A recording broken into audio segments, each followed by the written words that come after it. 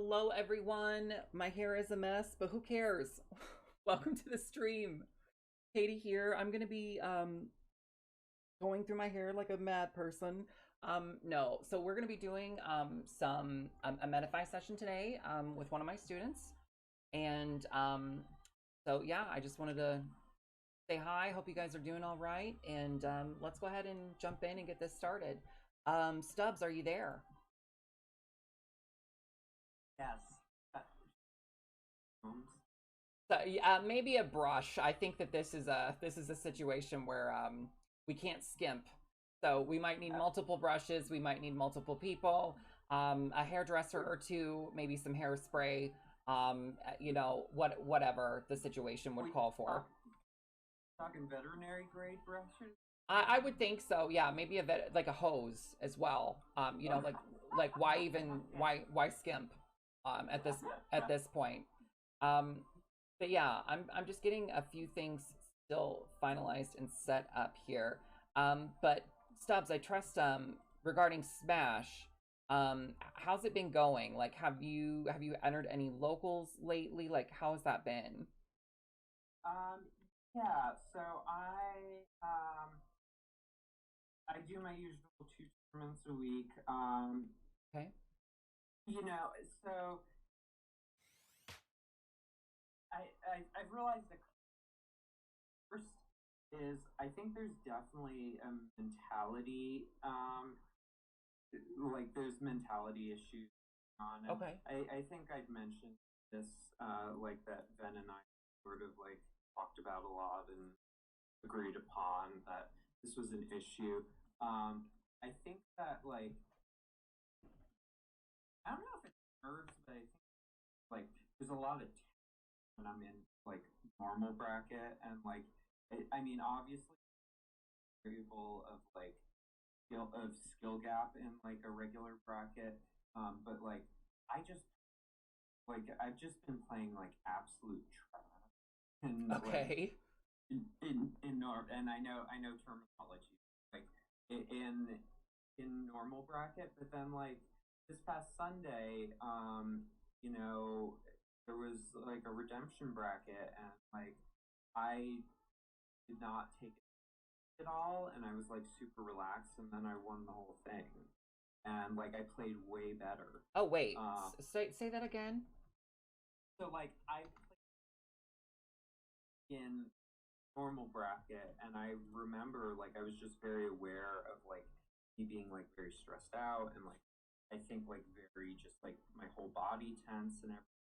And then like when I went into the redemption bracket at the tournament, like I didn't really take it seriously. Like I felt like I was in that I am friendlies or am in my like when I play friendlies or whatever, or honestly that one Wi-Fi tournament where I'm like comfortable in my own armchair and whatnot, and I had my feet up and everything, and like I won the redemption bracket. Like Oh, I played really period. well. Wow. Yeah, and so like I think, and I've sort of during normal bracket, and like I play much better during please, but like that's the first time I've sort of been so relaxed during like the side bracket, and I that sort of that like there is just a subconscious like stress level thing going on.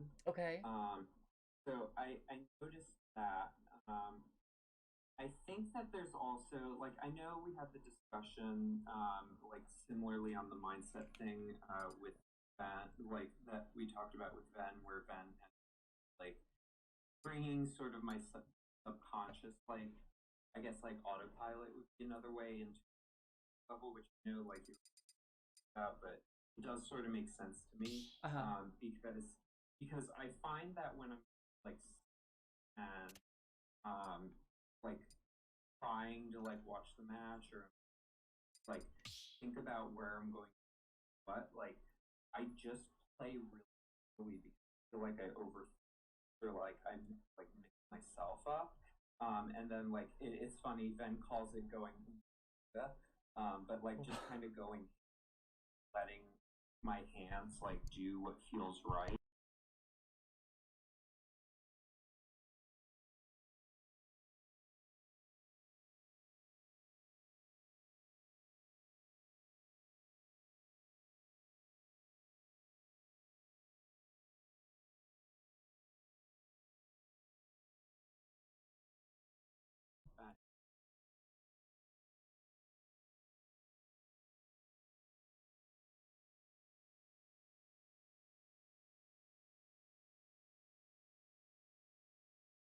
All of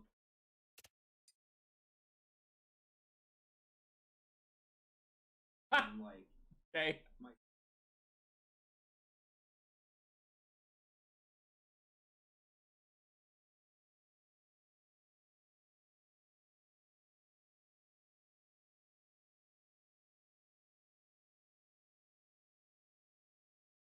Mm-hmm. like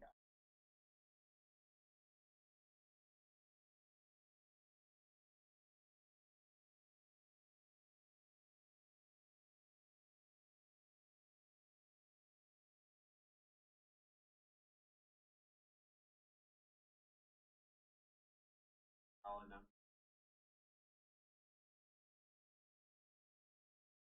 realize that hasn't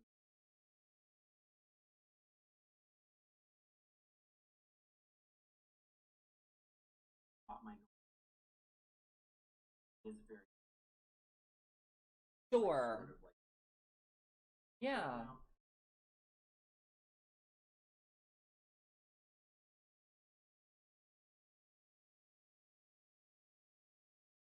Sure.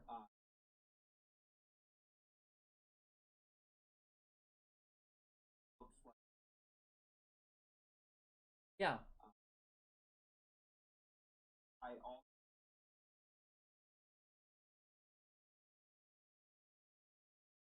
I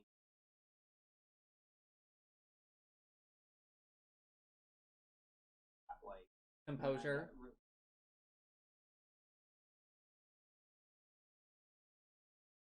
Uh-huh. there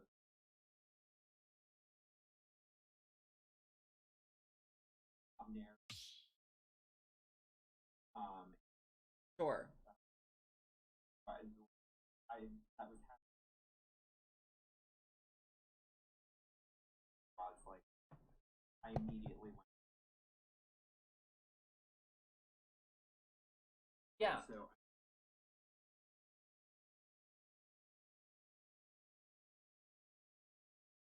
Uh-huh. So, yeah, so no, no, you're totally fine. You're totally fine. So the first thing that I'll say is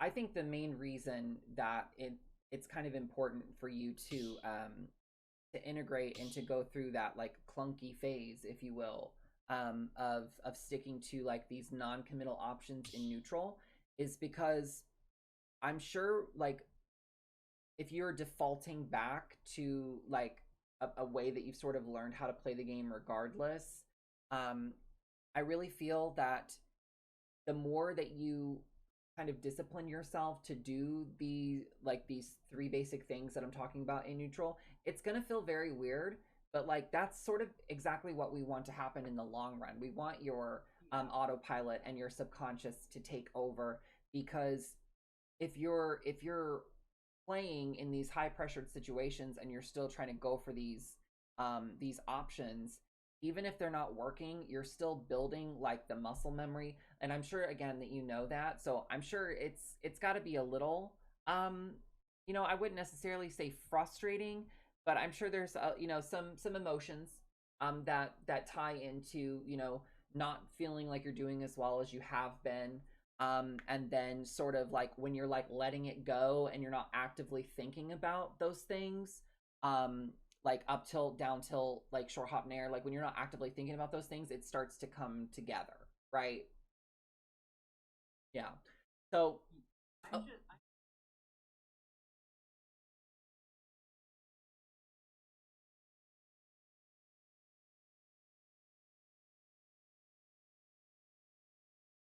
right. like under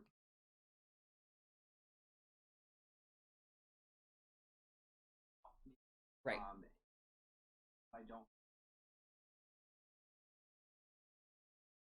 Right. So I think that like the using like the non-committal options and everything like that is sort of for I think we kind of have established like what the reason for defaulting to those would be, because like even if you're not always using them, the point is when you are using them, like if you're using them a lot, you should learn when they work and when they don't for you. And then so that way when you Exactly. right. So that's sort of to be expected.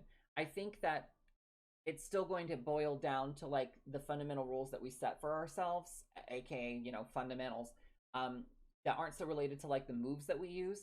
So like for example, like if you're in disadvantage, like I'll just sort of quiz you right now. Like if you're in disadvantage, what is your goal? To get back to center, yes, but more so to reset to neutral. Um Yeah. yeah. So like getting back to center, yes, we always want to maintain center. But like yeah, you're okay. You're fine. You're fine. Yeah. I'm glad that you've got center like stuck in your brain like that because you should. Um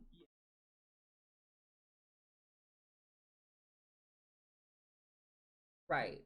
So then in that case, as long as you like when you're in disadvantage and you're like in a highly pressured situation, you know, it's going to be a lot harder for you to, you know, as Zelda, depending on the matchup especially, to like be able to reset back to neutral. And so I think that knowing the best ways in which to do that is what's going to be best for you in the long run, because you know if you're able to like go to your local, fight against these players that are like putting you in these highly pressured situations, and you're able to just sort of like get them off of you doing it the way that you've been doing it, like as long as it works, right? But the problem can be is like, you know, how quickly does that opponent adapt to what you're doing in disadvantage, and are you staying on top of it? So I think it's a little bit more complicated, but what we really want to start doing is we need to be focused on what I think is we need to be focused on like if you're how you're paying attention to your opponent. And it's like two things. It's like at once in one sense you're paying attention to like what your opponent is just doing in general, but the other thing is as a defensive character, we need to be making sure that we're aware of what we did like the last time we were in any specific scenario, and that way we're mixing it up every time. This is a lot harder to do with Zelda. It's a lot more flowcharty because she's not she doesn't have as right. So oh, thank you so much. Yes, hi astronaut, thank you so much for the tier 1 sub. How's it going, honey? Hi true noob. Hello, welcome to the stream. um so what I want us to do, I which I would think be a good idea, let's just jump into some games, and I don't think I'm gonna like stop and say anything necessarily. Just like to start off, I want you to sort of just like let those inhibitions go. You know, let your Jewel you know, shampoo Pantene Pro V commercial jingle, you know, follow your heart, your intuition. I don't know if you know that song, but anyway, it's from the 90s. Yes, it was from a shampoo commercial. So yes, okay, I'm just saying, you know, some people, you never know. That some people have lived in a box their whole life. So, I'm glad that you know that. I would disagree, but you live your life. Um, so what I would do is be like Jewel, you know, have your cup of coffee and just let your inhibitions go. I'm gonna start like quoting all of her lyrics right now. So what we want to do is we're just gonna jump in and we're just gonna go. And I'm not gonna like stop the match. I'm not gonna say anything in particular. We're just gonna jump right in. 3, 2, 1, go! That's okay.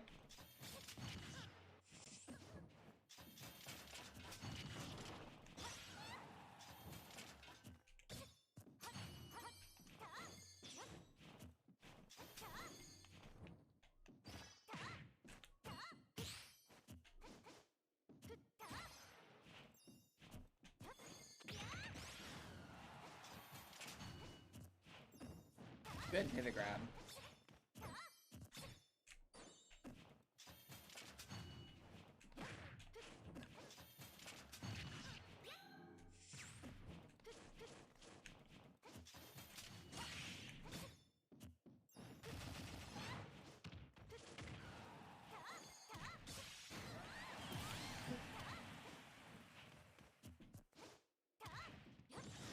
Nice. I think the Phantom was fine. I just would have like tried to stay in that position and not threaten with Dins.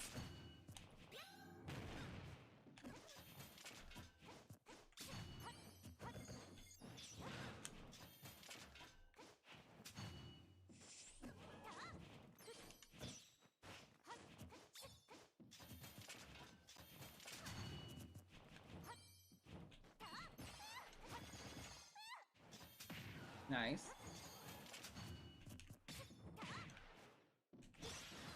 Good dash tag.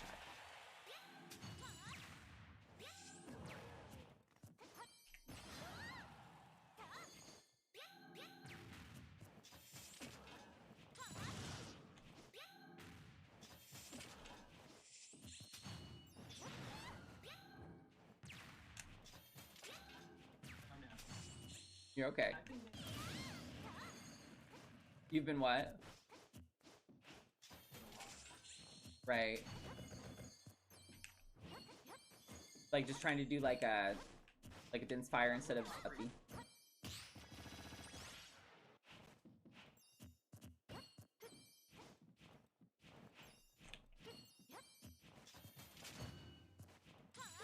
Nice.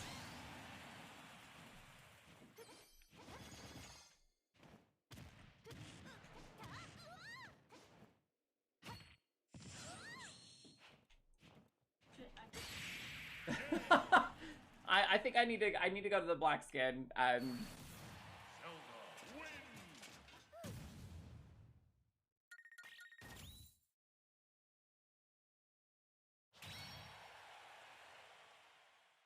Right. Hi Duke, how's it going? Alright, so I'm gonna switch over to the black skin. That's the skin I need to be anyway. Ben and I have talked about it. Ben's like, girl, when are you gonna use? Because we've always both used the purple one, but like Ben is more well known, obviously. So like I'm like, how do I differentiate myself away from them? Because like, you know, I just want to stand out myself. So.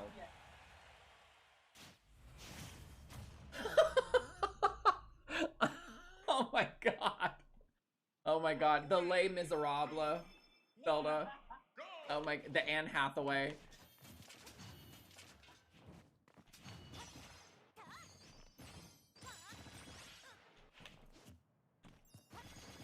Okay. Great. Fantastic.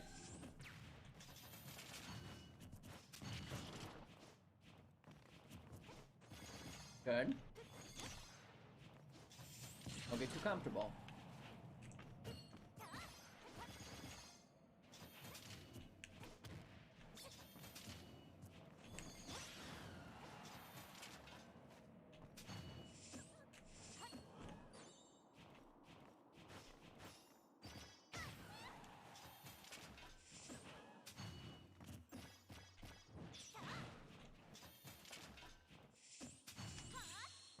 Good high recovery, I like that.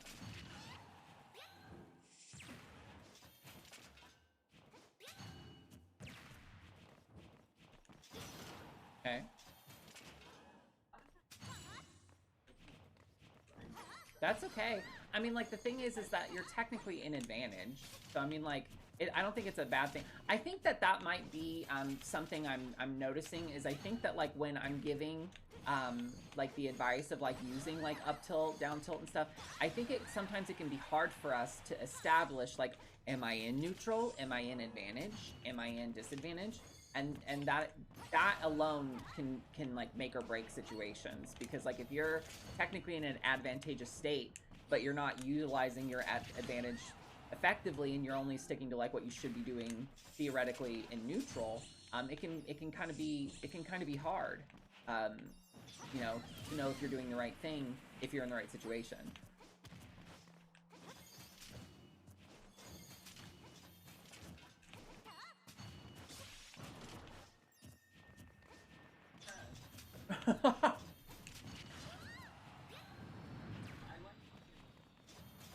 Either, I mean, hey, either one works. Either one is fine. Zelda's what? Zelda's trade? Okay.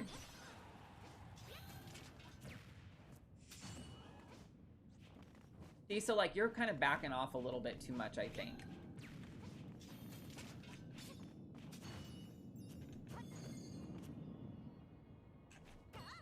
Good. I like that you waited. Like that, so many people just don't do that. Like the average shield time is like very low. So like in that situation, like you were totally right to shield as much as you did. And it was good because it was a mix-up. Like that will throw a lot of people off, especially characters that like don't have like a real like a good combo throw. Like cause like right now, like technically like I could combo you, but like I was in shield too, so it's like, girl, like you got no reason to drop yours first. You're not gonna die if I grab you. But like I will. Yeah, perfect.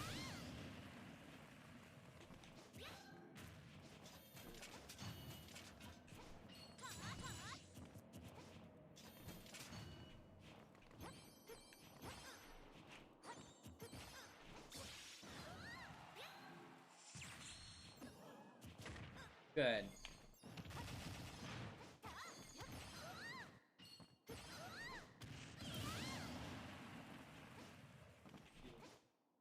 Yes, I think that that can be good, but I will say, something I feel like I learned, because that's sort of like, I was used to doing that in Melee, because like, Zelda didn't really have many, like, combo throws.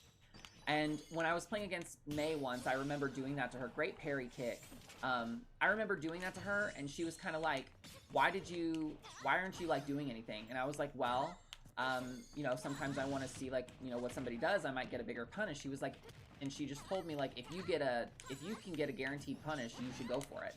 And I disagreed with her, because I felt like, you know, in the long run, like, I was getting, like, information, blah, blah, blah, blah, blah. But, like, technically she was right. Like, so, like, if you can, and I will say as, like, an opener, the first time that you down throw somebody, in my, ooh, nice. Ooh, very nice. What I would do, yeah, and that's the goal. Like that's what we want to happen the majority of the time is like you just feel it. But like you have to be put in these uncomfortable situations so you kind of learn what you should be doing. It really, really, really takes a lot of time, but it takes a lot of time knowing what you should be doing, right?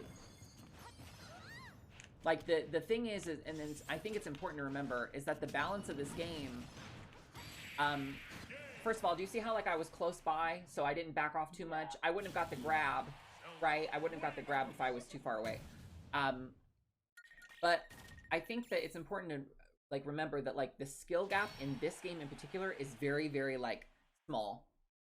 It's very small because of the way the game is balanced and stuff, so I feel like that, like, you can find success because again, that's like what I would do is like I would like 2 years ago, like before COVID, I would go to my local and I would get like fourth or like sometimes like I would get top 8 like pretty off and on, not as consistent as like now, but I would get top 8 pretty easily.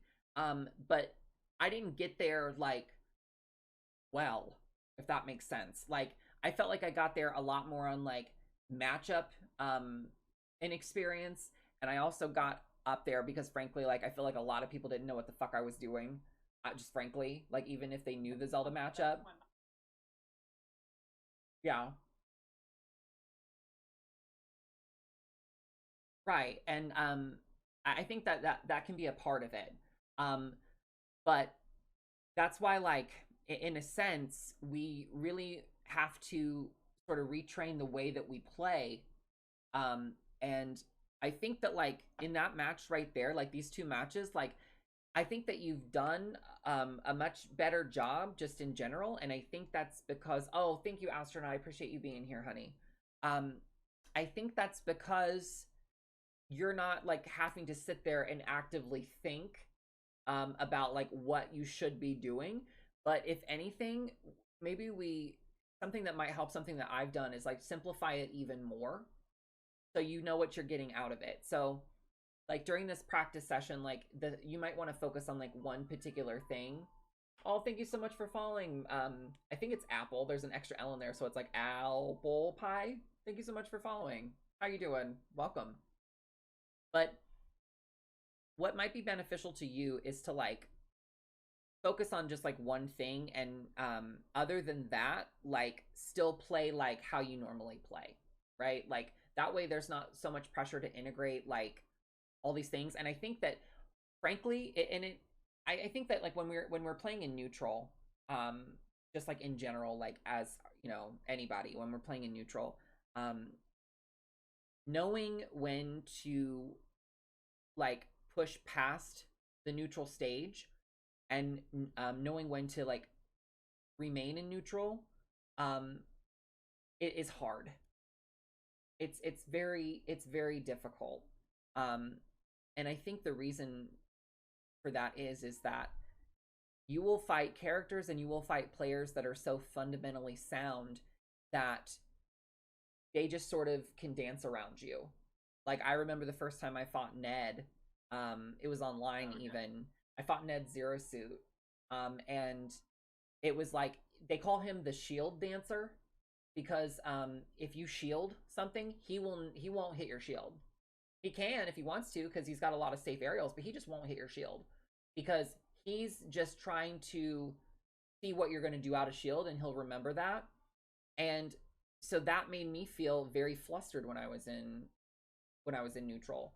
So I think that the same thing can probably apply to this situation with you, like going to the tournaments and like, you know, trying to remember like these specific rules that I'm saying. I think it might be best for you to practice these fundamental aspects like with me, and then also like in friendlies. But when you do play in the tourney, to just like let all of that go, and to not focus on any of that stuff specifically, because I mean like it's gonna work for everybody on a different case by case basis. And what we've identified is for you, it's not very helpful for you to go to your local and to try to focus on these specific things, because I'm sure that, you know, frankly, that is hard. Like you're in a situation where you're like, okay, like I want to kind of attack, but it's like you second guess yourself a lot because you're like, well, that's technically a dash attack and I probably shouldn't do that. You're probably not even having like that active of thoughts. It's just that it's like you're wearing boots, right? Like you're wearing cement shoes or iron boots, if you will. Like it feels like you're playing with like not all of yourself. Yeah, I feel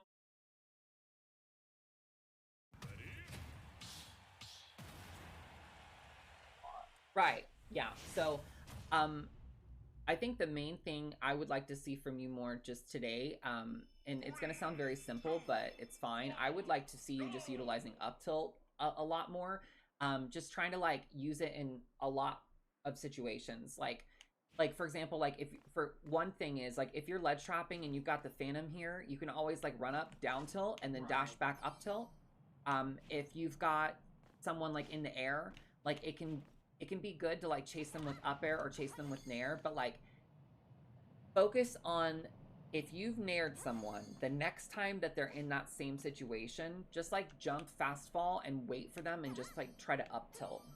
You know, I think that that would be very beneficial. Oh, thank you so much for the Prime sub, Apple.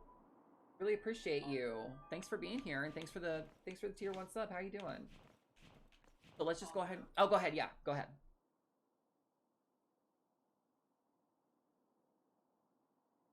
Oh yeah, absolutely. Jace, I don't think Jace is here, unfortunately, but who cares? Because we'll make sure that they see it. Yeah, absolutely. Like so many Zeldas were doing so well. Like PG Stats already made a YouTube video about it. Like we have Naskino who won out of like I think 240 people, got first, beat Mr. E twice. Naskino is just a god. And then you've got Shibaka, who is a very prominent Zelda and ended up winning first out of 135 people at DreamCon. And then Jace ended up winning their local, and this all happened like in the same weekend. Yeah, Apple. Oh yeah, of course. Apple, go ahead. If you want, I have my link right there. That's where like you can set up coaching sessions with me. And like if you have any questions, just feel free to ask. Yeah. Anyway, let's go ahead and get started. And like I want you to just play like normal, you know, and the up tilt's the only thing I kind of want to see a little bit more of. You're like, okay, well, here you go. It's just so good.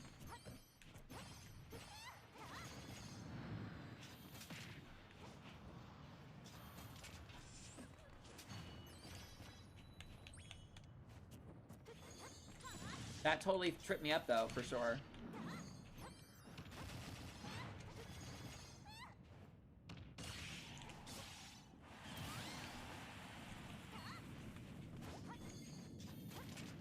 Good. Love it. The up tilt would have worked there, too.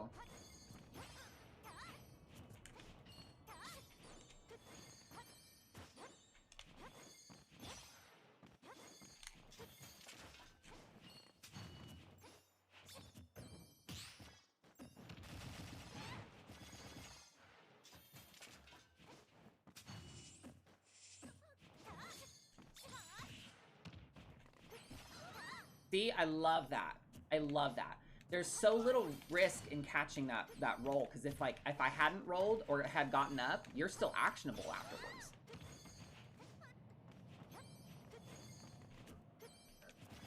Yeah, and like for me, that was like one of the last things I ever thought about, frankly. I saw Ben do it a lot, like while ledge trapping, and I was just like, why haven't I been doing this?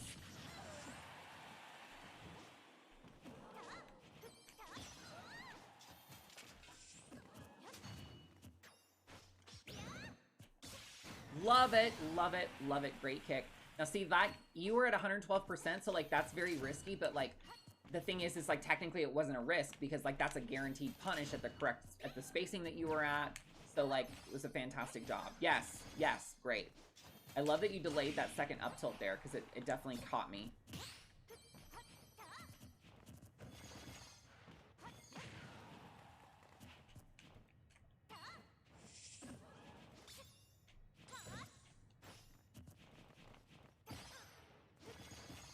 Great conversion.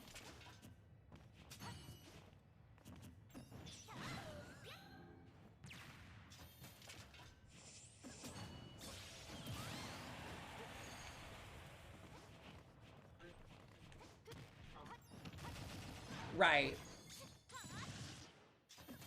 Kind of hard to time.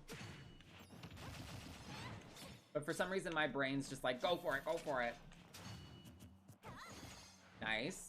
Yes. Get a little closer. Uh-huh. Okay. So what were you saying?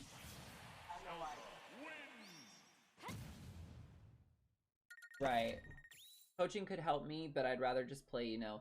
I guess, but like if you want to get better, like having a second pair of eyes is like helping you like watch something that you do, in my opinion, is very, very beneficial. I'm sure it is, but I just want to double check and ask, are your stages set to random? Okay, just want to make sure.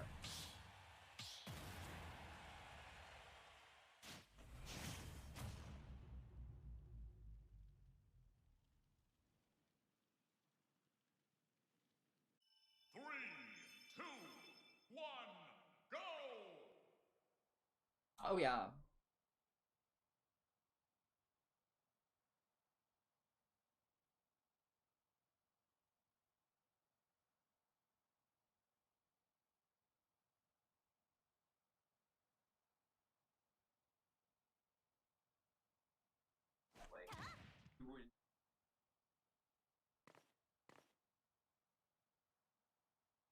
Yeah, I think that that's sort of like a stipulation, you know, that some people might have, and it's that like, oh, I can just play and get better, and like, I wish it worked that way. Excellent kick. I wish it worked that way, but...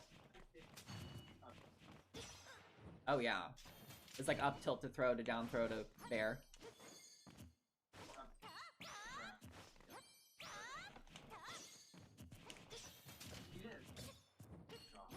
Oh yeah. 100%. Great up air. That was great.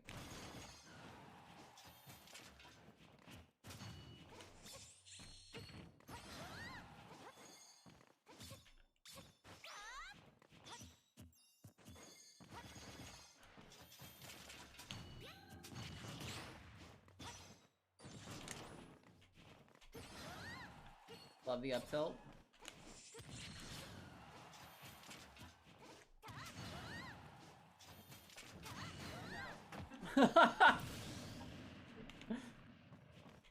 It can be hard to resist the urge to like get Phantom going.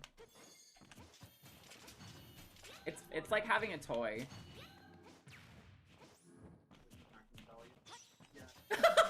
Okay, sure.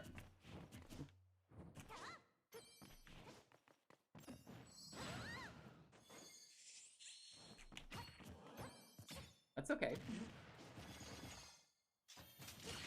Nice.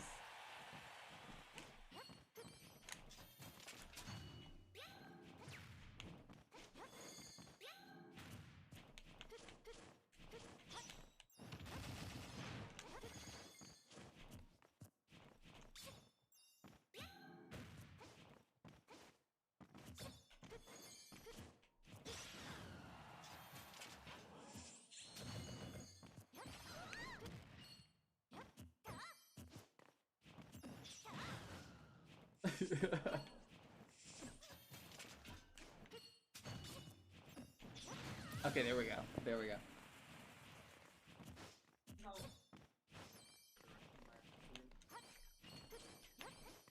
So do you ever pummel when you grab? Well then do it!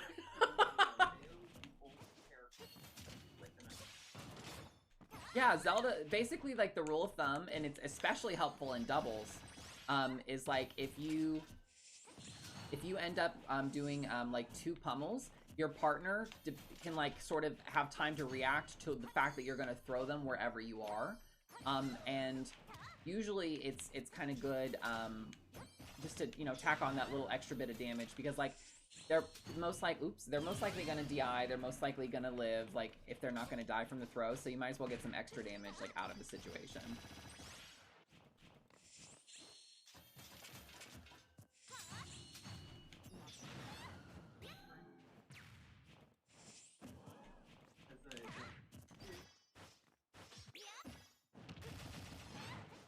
You're fine.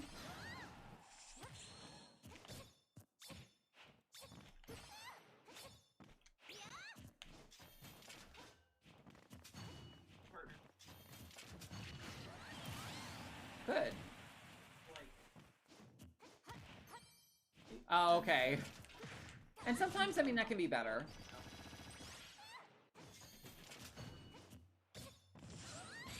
Nice. Sometimes that can be better for sure.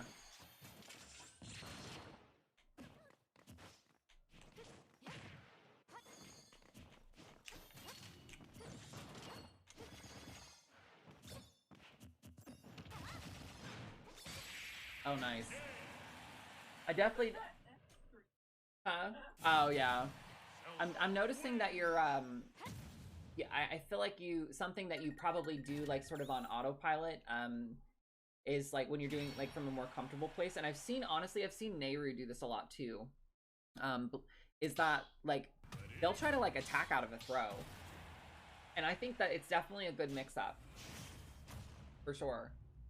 It's not something that, like, I really do very often, myself, but Zelda's got fast tools in the air, and, like, you know, sometimes people are not always going to be on top of it.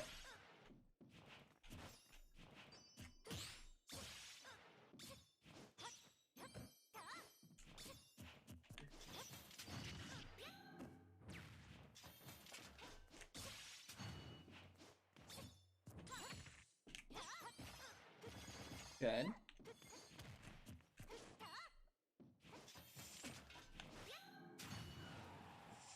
That was weird.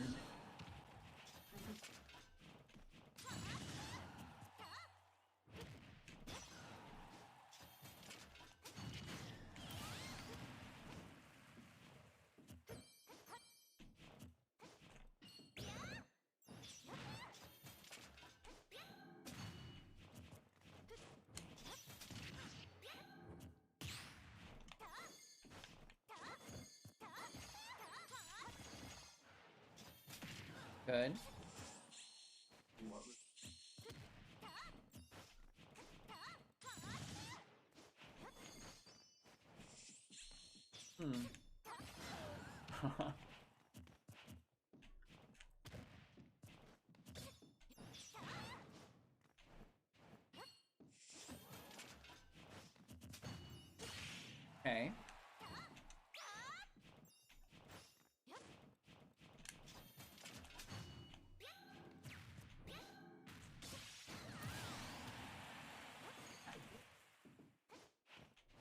The worst. A lot. Are you trying to fan him? Yeah. Okay. When you're upping? Okay. Yeah, I feel like it happened when I was, like, learning Sephiroth a lot. Like, I would, like, accidentally side B to my fucking death because, like, I would try to charge Octoslash and I would just be charging his side special and I would just die. Like, it's, very, very, annoying, for sure. So, you know, I think that we'll just have to chalk it up as a, you know, a misinput, and I think that, you know, the misinput can stem from multiple reasons, but I would just, like, I wouldn't worry about it too much. Because, like, I'm sure there are days where, like, you don't misinput like that at all, right? Yeah.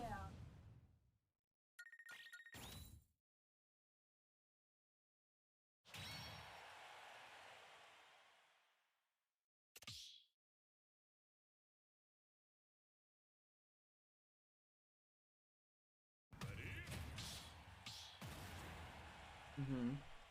Okay.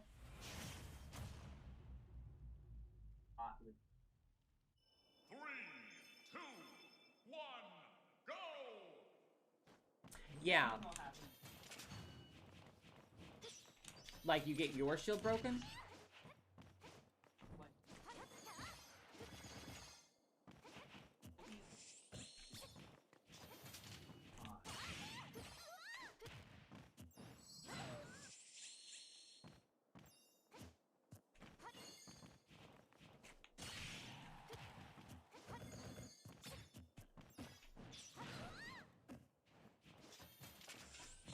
Nice. Okay.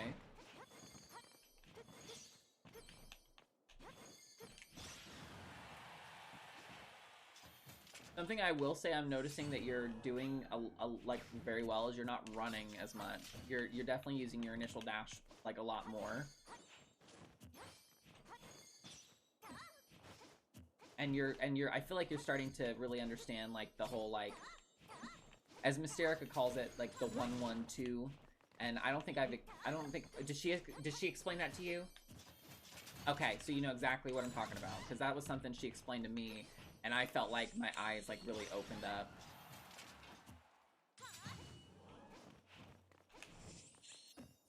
It was good that you jumped away there for sure.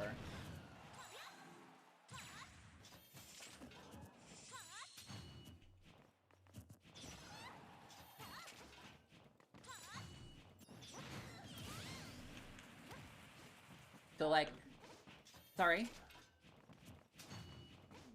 there. Oh, you're okay. Yeah, yeah.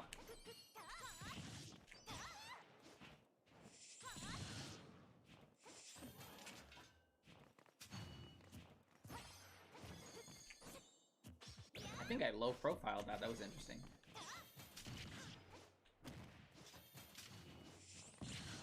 Okay. Stay up. Stay awake. Yeah, no. Oh, no, no, no. I meant when you were on the stage and I hit you. You were center. Nice, nice telekids. I was thinking, like, you were probably trying to set up for that, and that's why I hit you the first time, so I'm glad you ended up getting it.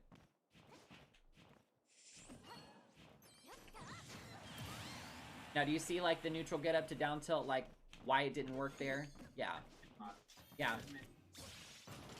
It's a good mix-up, but, like, also, like, you were at a percent where, like, if I hit you, you'll die if it doesn't work. So it's, like, it's better to, like, default back to those two options where neutral get up to shield type of thing.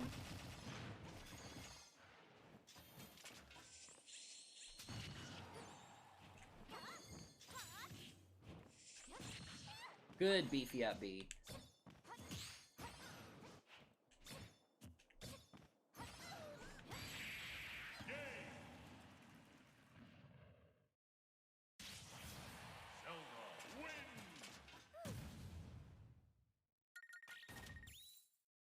Well, we are playing online, so I mean, like, Yeah. it's a little hard, but it's like it's as soon as you get hit, like in a scenario where like you're at a percentage where you could die, and it's also going to be, of course, based on positioning. Like, Zelda's up air kills pretty early and it's very, very strong. So like that's definitely something you're gonna want to you're gonna want to like you're gonna have to sort of like be more prepared for like in advance. And I usually don't like to like recommend that type of thing because it's very it's a lot better to play reactionary. Like I've had someone tell me that like playing reactionary is like the only way to play the game, but like in situations like that, like yeah, it's definitely gonna have to be like a something where it's like, you know, either you do it or you don't.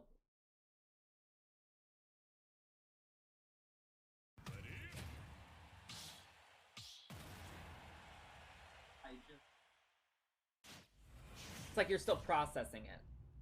Yeah, like I was. 3, 2, Right, 1, sure. go!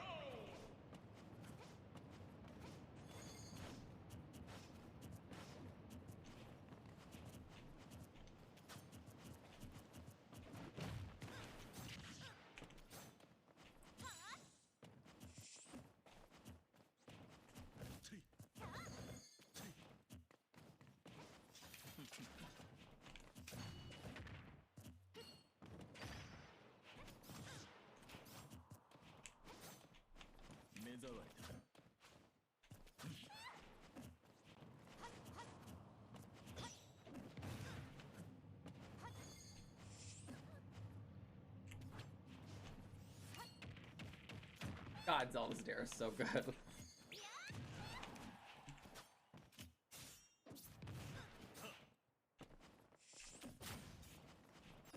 Good grab.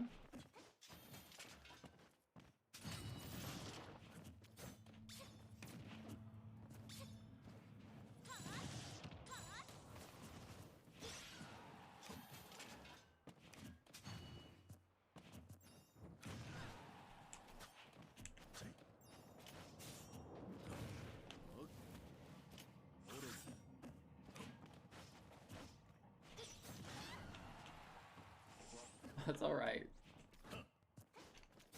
Sometimes I will say, like, in my experience, like, I don't think it's good, but there's a lot of people who, like, they'll fastball air dodge to spot dodge, and it drives me insane, but it works. That's why people do it.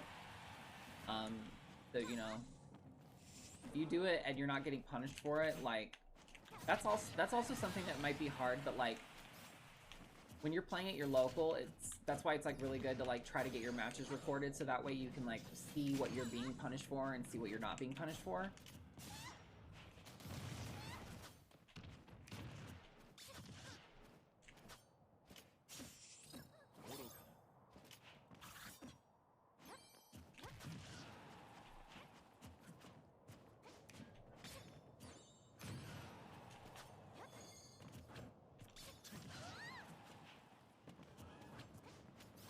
So that's like a very common tactic for Sephiroth is to like hit your shield and like to call out like someone approaching with like a turnaround up air. Yeah.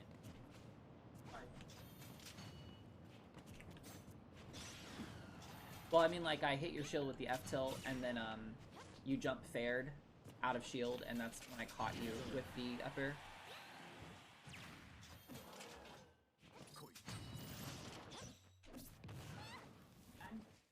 Yeah, it's okay. It's all right. I'm waiting for it, but it's all right.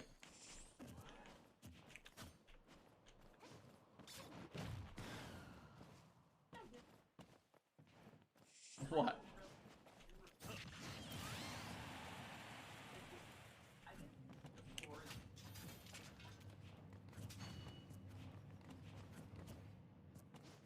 Oh yeah, like he counters the Phantom. Yeah.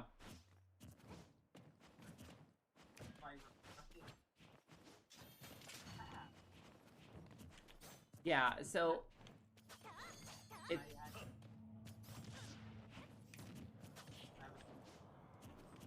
well, from what I understand, it's the fact that technically he does reflect projectiles, he just sends them behind him, but because he's doing it at max distance, it doesn't have anywhere to go. So I think that's why like it'll work. Because you should, if you still are able to like run up in Nehru's, like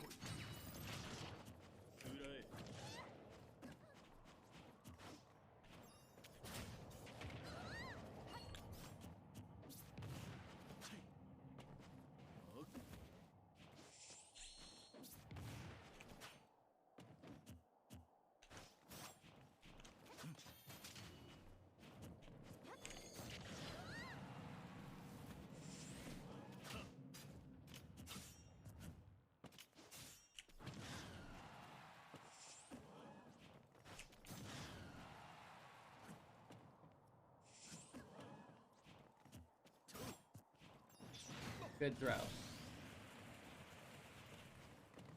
to just figure out if you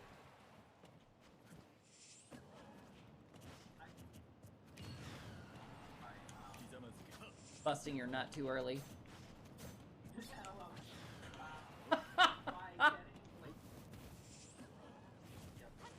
Yeah. Not letting it happen, just like forcing it.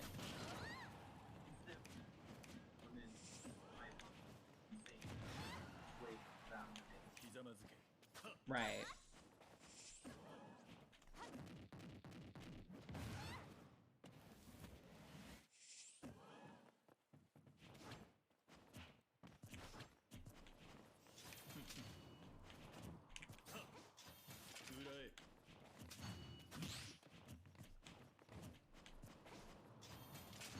Good. Okay.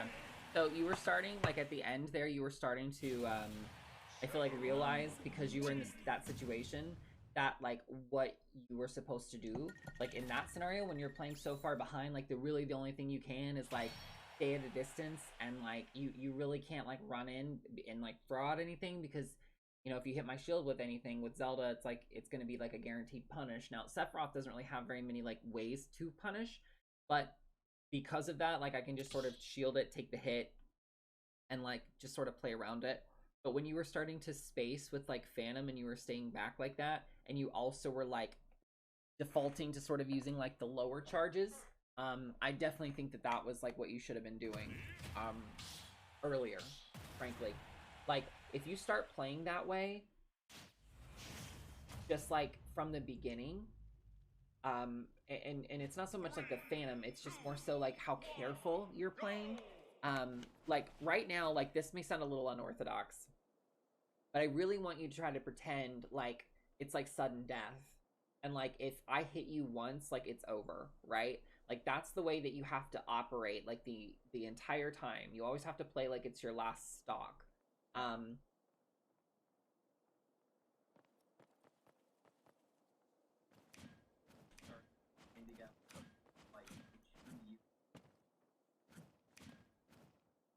Right.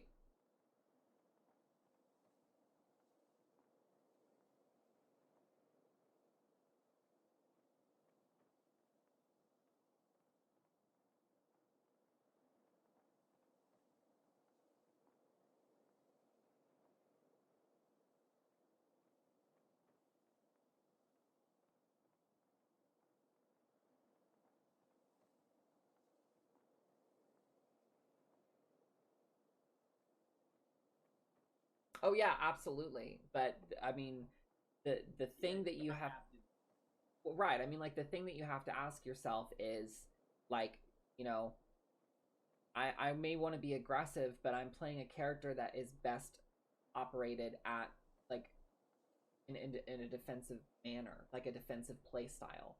So like that's sort of like why I like Sephiroth too, is because he's like this, he's the similar type of like feel, for at least for me. So Yeah. the thing is that like you really have to like stay back, and you have to like, they're different characters, but if you're too aggressive with either of these characters, you just get your shit rocked, you know?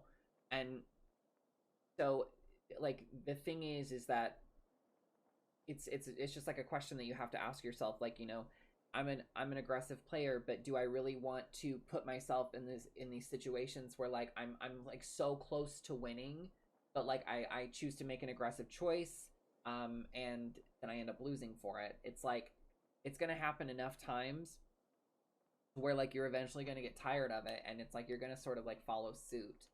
And Yeah.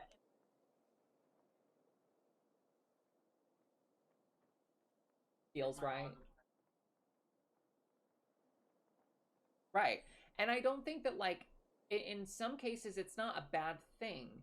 It's just that we have to know when to stop and when to reset neutral. And sometimes that can be immediately. Sometimes that can be like, it feels like a giant guessing game, but it's all about like what you've already done in the match, and then like what you've done in the set, right? So since Zelda's like a set play character, you, what that means is like you only have technically so many ways in which you can really like mix yourself up, because you have less fundamental options available to you, and so you really have to strategically implement them. Yeah, so it's like sometimes like you're gonna run up and you're gonna up tilt me and you're gonna do like a dash back pivot grab and you're gonna get the grab and you're gonna get your advantage state going. But like other times like you're going to like up tilt me and like you're gonna miss, and it's like you might want to run in immediately after you miss with a dash attack to cover what you missed, but sometimes that might be like right then it's where like, okay, I missed, so I would rather play safe and like reset neutral than like try to stay aggro and stay on top of it. So it's just a matter of knowing what you've done already or what you haven't.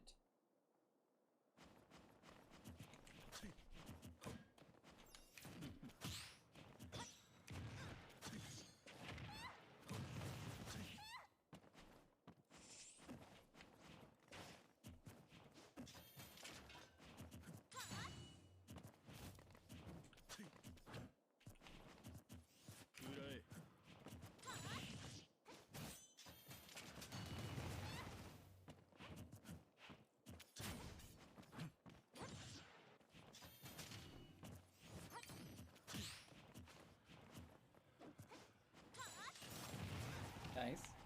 At least you got one. You got one of them. Yeah, you got one of them at least.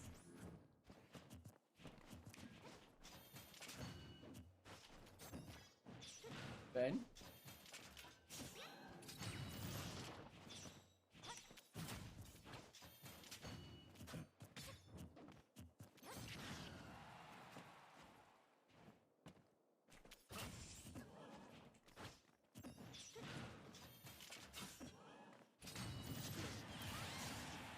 Oh wow, the Phantom blocked me.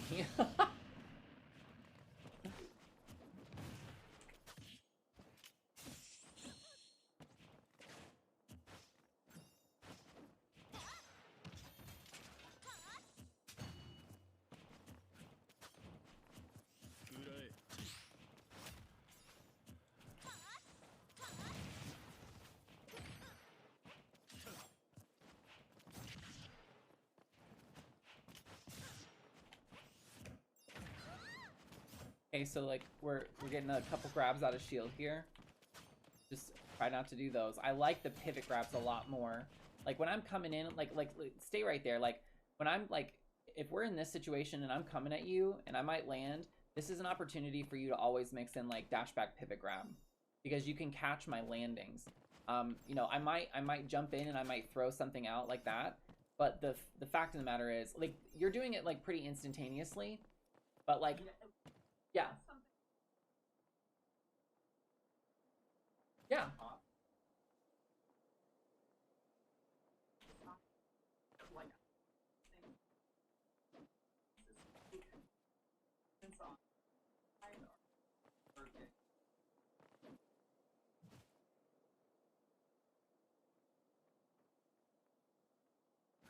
Like the pivot grabs.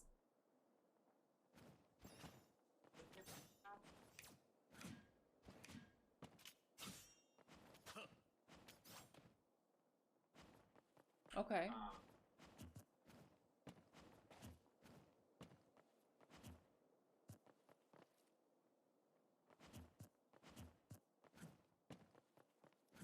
Okay, yeah. To me, that's definitely to do with like it's pressure for sure, but it's also to do with like muscle memory.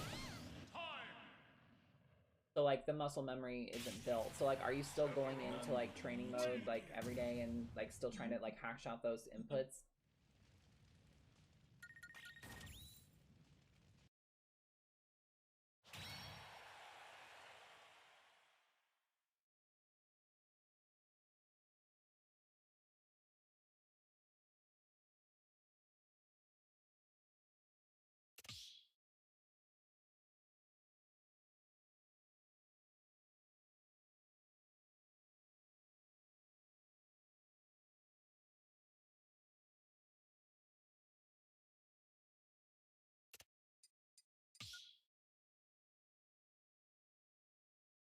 Choose your fighter. Bayonetta!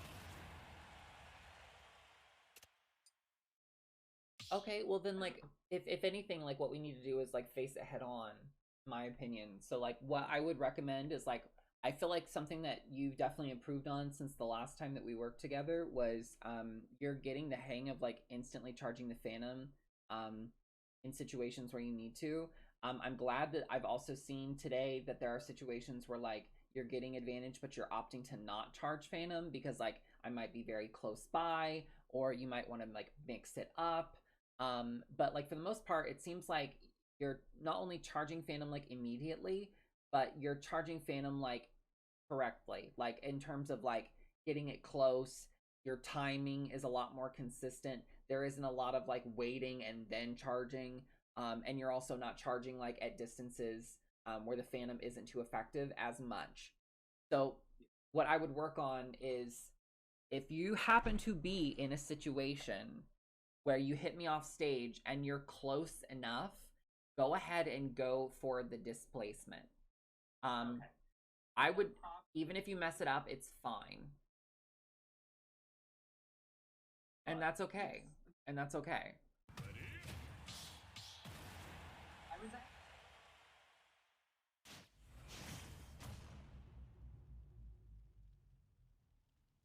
Yes. maybe I love her. Like I really like in my like dream world, like I definitely am like a Bayo secondary, along with like Sephiroth and Zelda.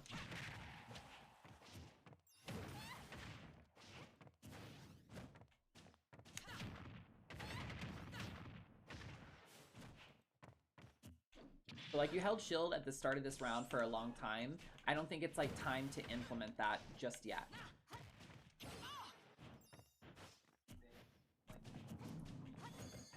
Yeah, she definitely loses to shield for sure. Cause like, you know, if I on Wi-Fi, it's gonna be kind of hard for you to like always call out whether or not I'm like coming in with like the side B.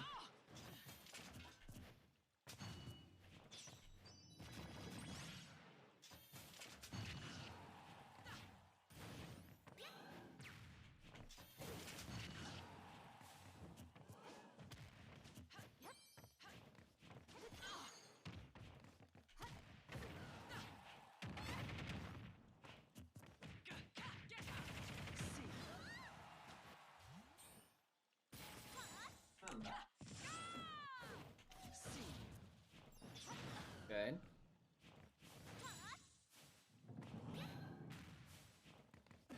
It's okay. It's alright. It's alright. I'd rather you, like, let me get back on stage, but, like, you're still in that situation where you're still trying to get it out quickly.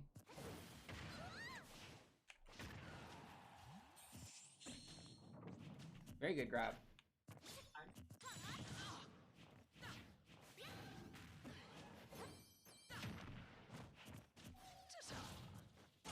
Good.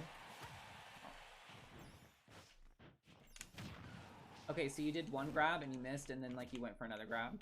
So just try not to use like those two options in a row.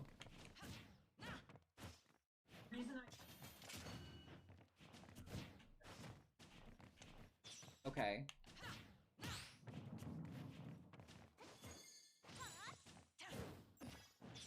Good.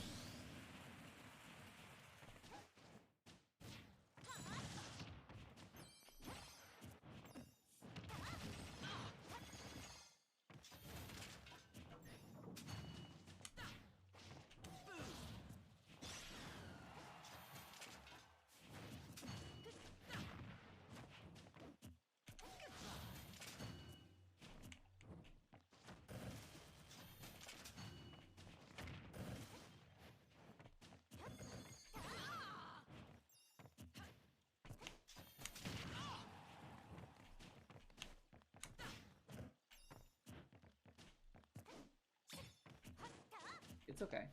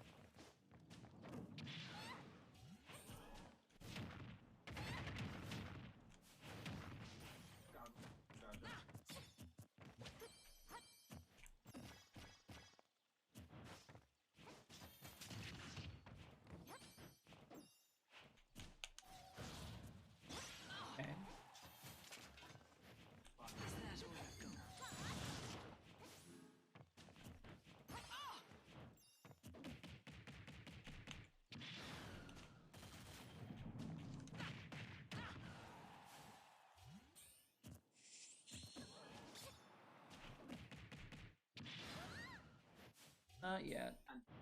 Yeah. Well, it's stalled. Staled, not stalled. Good God.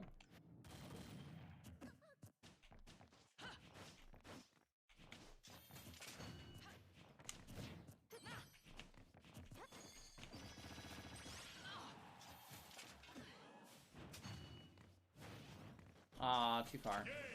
But, like, the thing is like, I know it's only Bayonetta, but, like, you're playing a lot... I think it's because of the character, but it's like you're playing a lot more like how you should be in a lot of matchups. And I mean,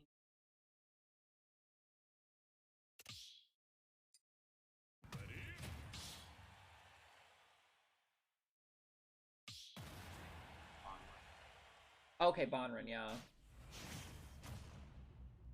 Oh, sure. Okay, yeah. Love that bitch.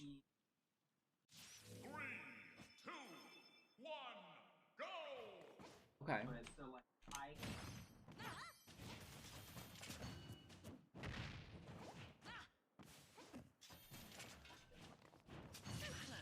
Mm-hmm.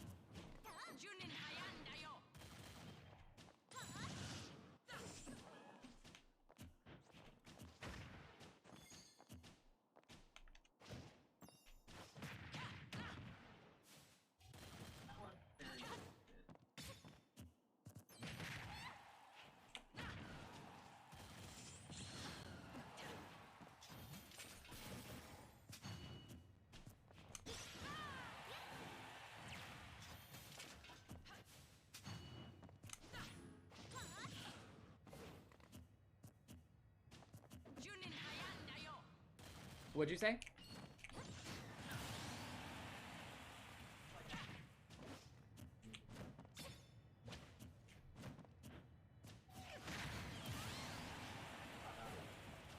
It's okay.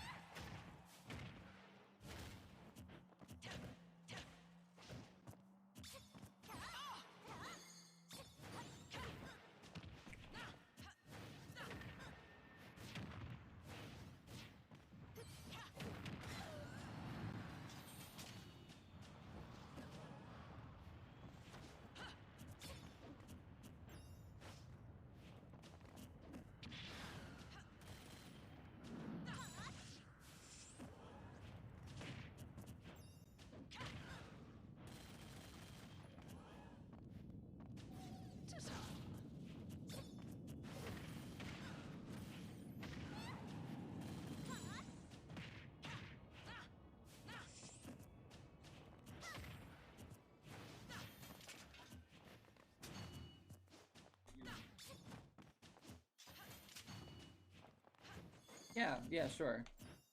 I think you're still using like yeah, the shield grabs for sure.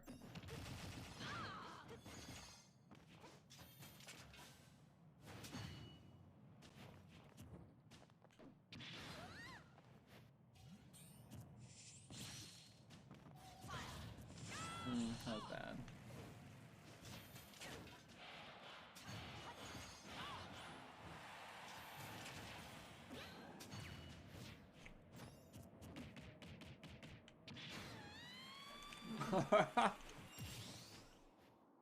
Bea with rage, not fun.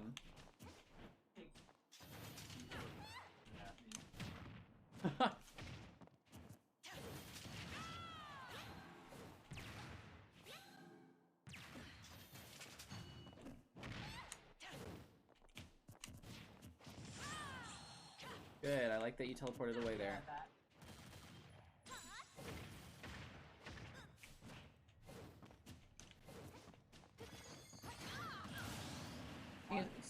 Excuse me 1 second. I'm so sorry. Hello?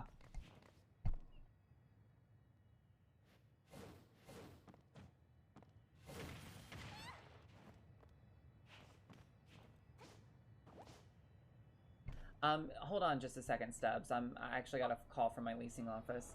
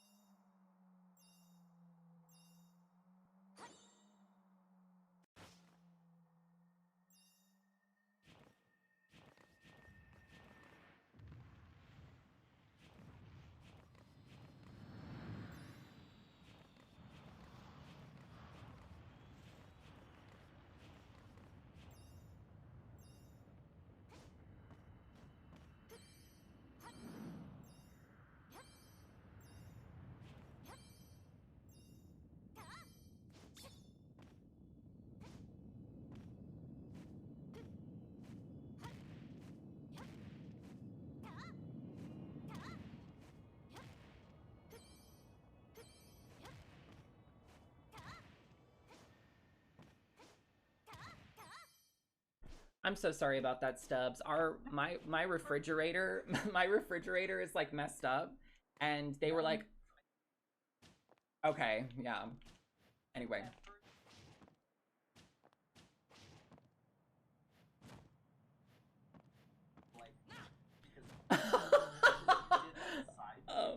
Oh my god. Yeah, I think I started playing, like, that was my autopilot. Like, I was just trying to, like, keep going while I was on the phone with them, but, like, it's fine.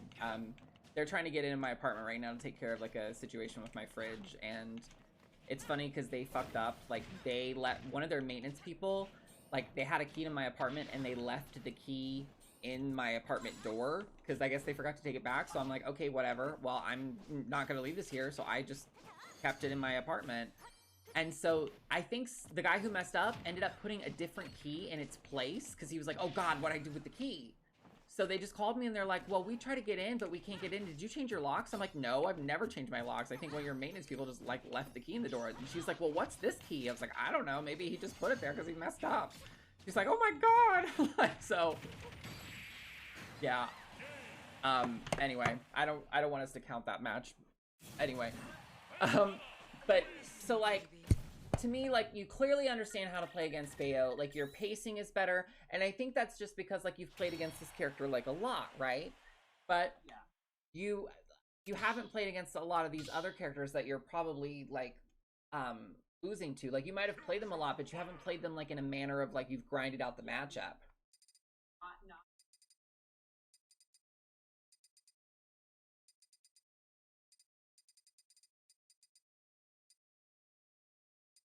Oh, Like that. yeah. Okay. Yeah.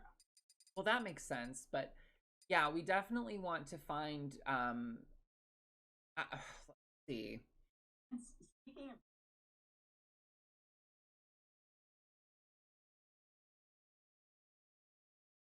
price, Yeah. Yeah. like last week,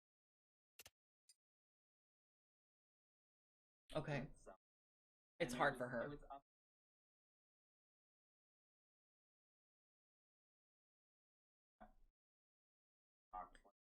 Not much. Right.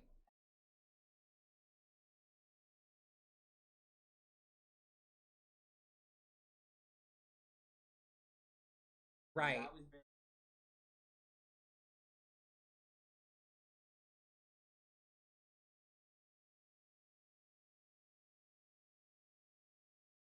Right. Well, I mean, like, and that's sort of like technically how they're designed. You know, they're very easy to pick up, and they're capable of, like, a lot that, you know, a lot of the other characters isn't or aren't. So I mean, like, that to me is like an acceptable switch. Like, Inkling is one of my most comfortable matchups, but if that Inkling does nothing but this, and they just, like, wait you out, and you, like, do anything, and then they just, like, dash grab you. Yeah, that shit too. They either back air you or they grab you. Like, that's literally all they do. They do that and they throw a bomb.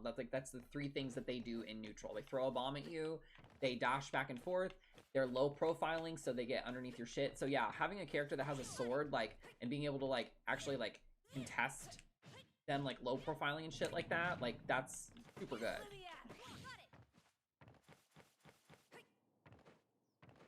Right, 100%.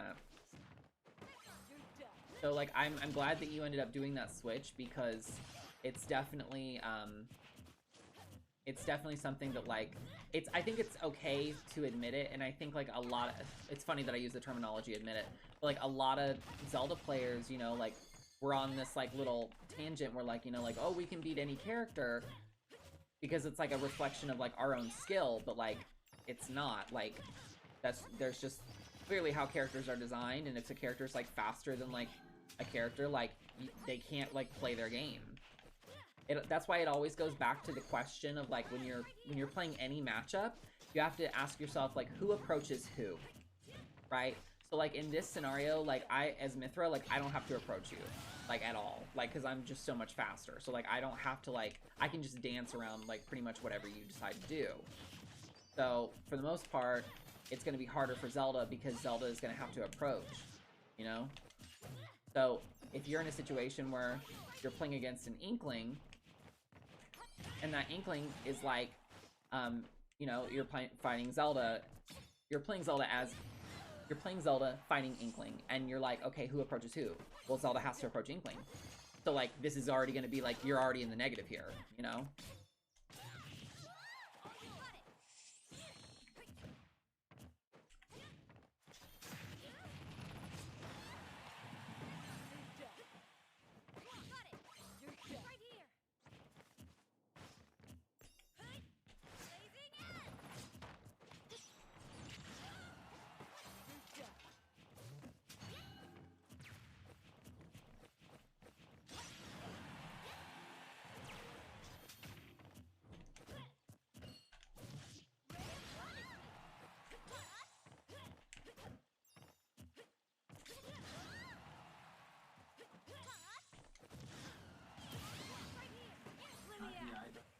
It's okay.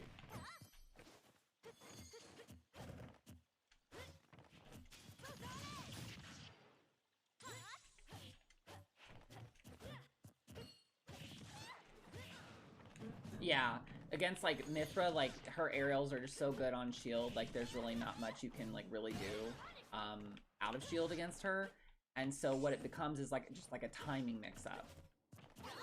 Because, like, you can still, yeah, because you can still roll, but...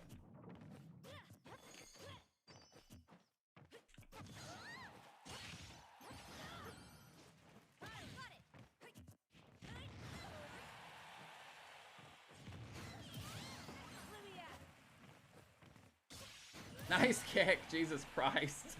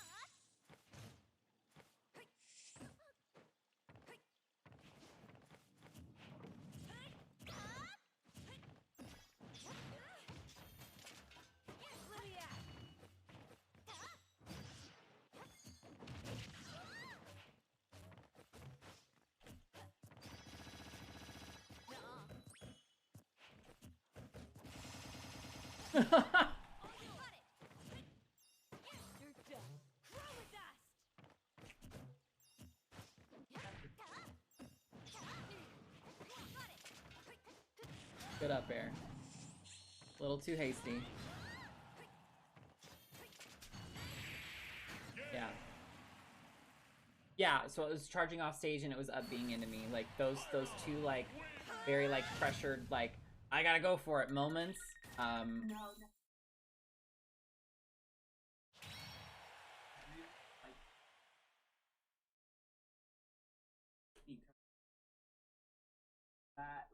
Sure, like I totally get that it's like an occasional mix up, but I don't want you to miss the point by like defending the action. Like it's still not a good action to take in the situation that you were in because like one hit from Pyra and you're dead. So it's like you have to learn to abandon those like mix ups because I understand that like we watch like top level play and we watch like top eights and we see like these players like going for these like insane things sometimes when they're at high percent and they're making those choices. But the thing is that like it's so much different for me as like Pyra, right? To like go off stage and to try to fair you, which is something that like I probably shouldn't do normally at high percent because like if I get hit, I could have got spiked or something if you had called it out. But the thing is that like it's so much like better of a mix up for me because of like the fact that like I'm covering so much range and the fact is like after I swing like I'm not really punishable anymore. But like you're punishable after you reappear, like you gotta land. And like I didn't kill you off of it because we're playing on Wi-Fi, but I was able to just like immediately like still punish you for doing so. That should show you like like all of that happened because even though it was like a mix up, it's just like you're ignoring the first rule, right? Like one of the rules like of your fundamentals. So that's like where it has to go back to. So I totally understand like the desire to be like, well, sometimes I do that because it's a mix up. Like that's totally understandable. Trust me. I do that sometimes too, but like it's just not something that you can afford to mix up when you're at kill percent on your last stock especially.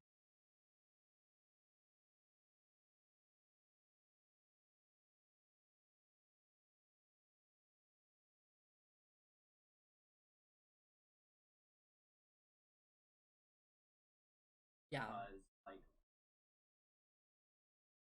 I Sure. want Right. actually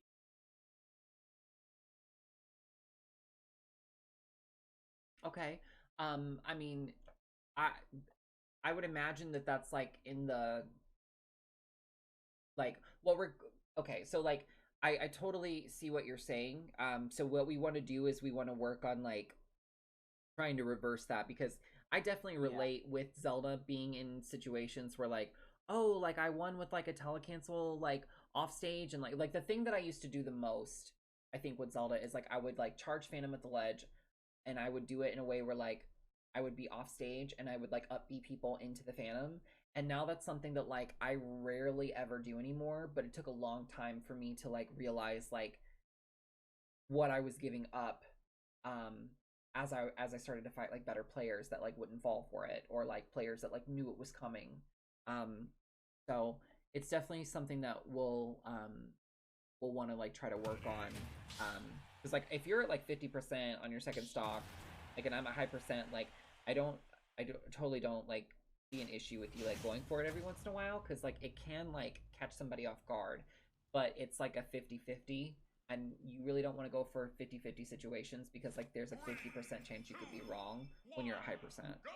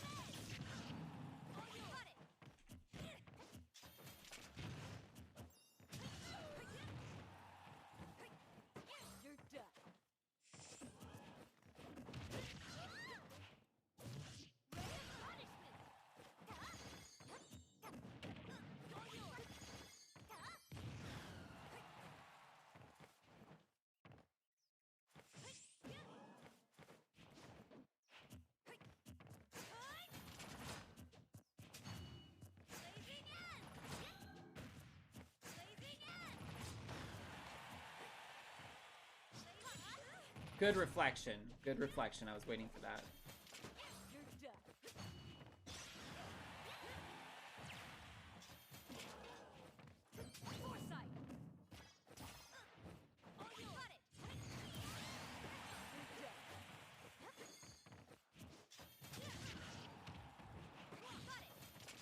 Yeah. That's something like I've noticed Mysterica does a lot. Like she'll put herself in situations where like she's gonna have to trade, but she'll release the Phantom early. Like if she expects that she has to trade, because like once you release the Phantom, like unless it gets broken, like it won't stop.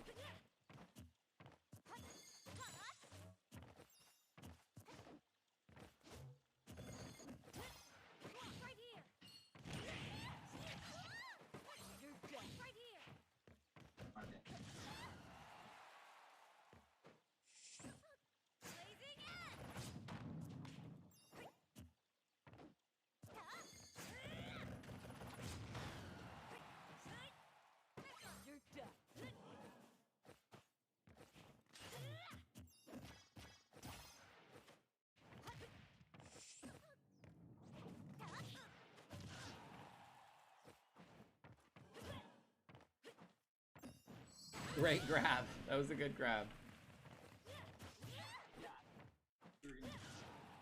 Yeah, I definitely was like gonna try to land up there and grab you, so that was a great call out.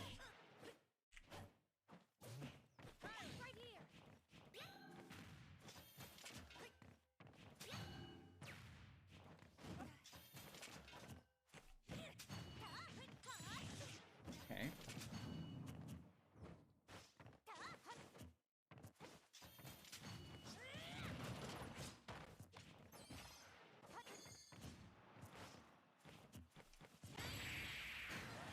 Okay. So I think that being in, what I'm noticing is like when you're in a scenario, and it depends on the character, but when you're in a scenario where like you're in that like high percent, like I could die, you start to really clean up your act. You really start to play very, very well.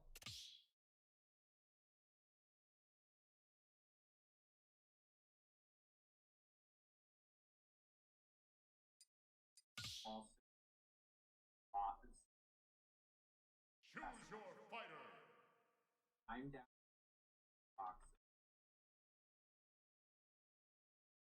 Okay. So what I think we should try to experiment with is playing while you have a lead and playing while you're behind. And the thing is that technically you have to play differently in both of those scenarios. Yeah. They're a lot more similar than one would think. Oh, sorry, let me pick the Black Zelda. But right. Yeah, as long as I'm not like, you know, as long as I'm not like working class, then I'm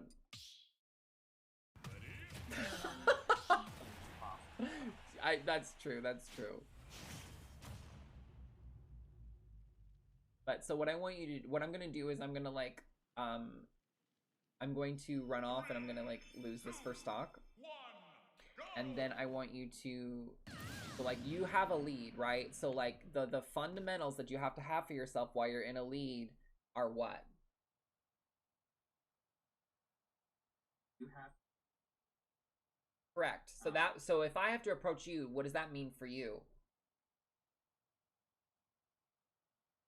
Just keep it simple.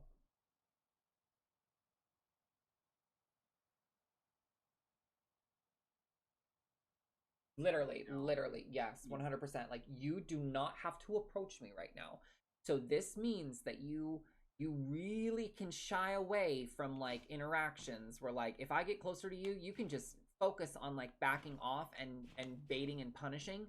But like let's say you get into the corner, if you want to keep your advantage state, it's going to probably be a little bit more prevalent to just like ignore me and like jump past me and like charge Phantom than like if I force you into a corner, like there's no reason for you to like necessarily like turn around and like try to do something like committal from here, because like you're still in like a bad position. So it's like you can't forget about like stage control, even if you're in the lead. Now, like that being said, we're on Kalos. Oh, go ahead. Well, and I was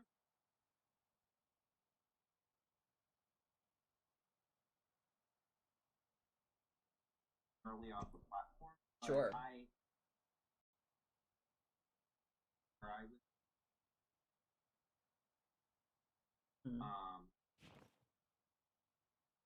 Yeah, definitely. Circle camping is you know, with Zelda, it's pretty effective because, you know, the opponent is like down, and so like it's harder for them, like they have to start making like these like riskier choices, right? And so because of that, if you just keep those game plans in mind at all times, like, okay, like, you know, I want to try to get center when I can. I don't want to corner myself. I want to keep myself available. I don't want to like rush a kill. And like right now, you don't have to approach me. So because of that, you really just want to keep all of those things in mind while you play. That's what I want you to focus on right now, okay? Okay, so we're gonna start at 35.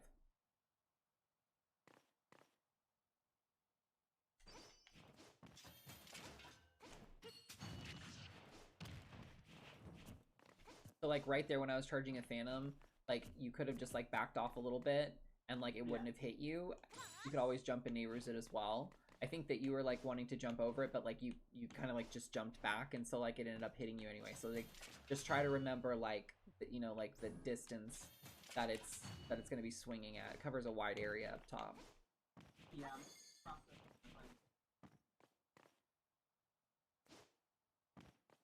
Okay, but I didn't, you know.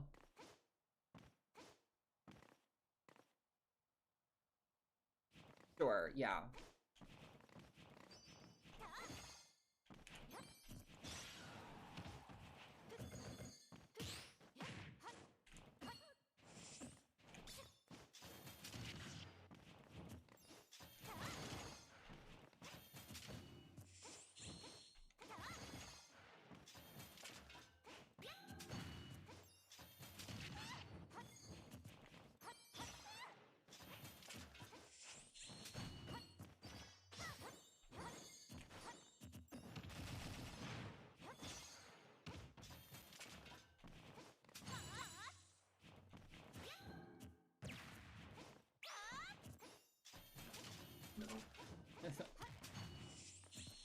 That was committal too.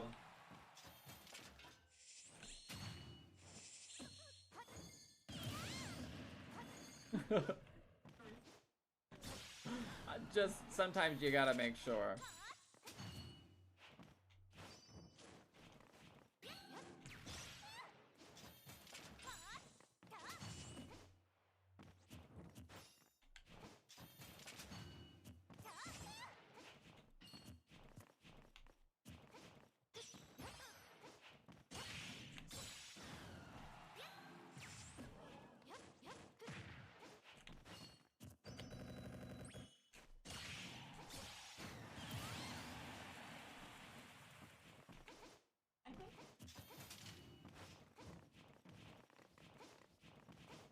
Yeah, and honestly, like it shouldn't be that way. Like right now, like I have the lead here, so like see, I'm just like I'm not engaging you. Like I'm just like not I'm not jumping.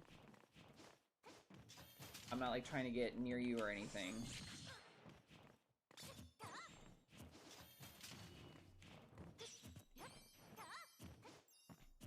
See how I'm just like playing like this avoiding game? Once I have enough space, then I'll set up Phantom and I'll just kind of like watch what you do. But I'm like not trying to like fight you at all right now. Like if I get caught out, like I'm taking my time going back to the ledge. Like I'm staying on ledge for a long time. Like I am just like finding opportunities to like waste your time, basically. Like if I can, like it's called playing lame, but like I'm winning, so like why would I screw that up, you know, if I don't have to? You're good.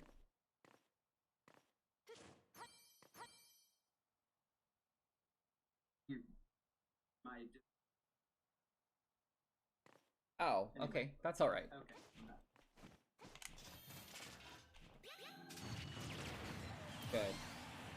Good. So see, like, all of that I just did was like a huge risk in the long run. Like, setting up Phantom and then doing Dense Fire is just like keeping yourself in one place for the same amount of time. I'm not keeping myself available. Since I didn't follow those fundamental rules, I ended up dying. Like, right now you're in the lead, so you don't want to be engaging me. Like, you do not need to try to fight me. Like, set up your Phantom and just like watch me tick. Like, yeah, you're just kind of like, yeah, there you go. Something I want you to work on is setting up Phantom and then doing this. Just like staying in it, but behind it. Don't go past it. Like, once you set it up, you can like get near it, but like just dash back and forth behind it.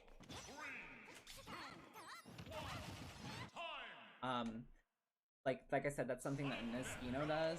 So, oh my god. Anyway, that was funny, but yeah, like that's something Niskino does a lot, and I think sometimes when you charge the Phantom, like when you're in the lead, it's like you really don't know what you should be doing, and right, so like if we watch Niskino, I think it would actually be really important for me to like pull it up. So what I'm going to do is I'm going to oh, my music stopped midway. That's great. Let me see if I can find Niskino's like set versus Mr. E. Okay, yeah, it's up. So this is grand finals, and like I haven't seen this, but we're gonna spend the next 30 minutes just kind of diving into this. So you can go ahead and like exit the arena if you want to, but I think that we got some good practice in today. I've definitely seen some improvement, and I think that we're sort of isolating what we really need to work on now, which is like, okay, like once I have my advantage state, like how do I keep it? But it's more so to like, okay, I have a lead, like in the sense that like it's more than just like, okay, I'm in advantage, like how do I play? Because like advantage, like it ebbs and flows so much, so sometimes it could be more important to like just look at the whole match as a whole. Like, okay, like I have a stock lead right now, what should I be doing? Like, you know, like I might be in neutral, but like I might need to like just like shy away and not be using like those 3 tools that they were talking about. And I can see why that would be a little confusing, because this is like the next step in like learning, like, okay, what should I be doing if I have a lead? What should I be doing if I am behind? What should I be doing when things are even? Those, it's kind of funny because it's like you have neutral, you have advantage, and then you have disadvantage, and that's sort of like relative to like what's currently happening in the match, regardless of stocks, regardless of percent. But then you have like a neutral, advantage, disadvantage depending on the stock and percent count.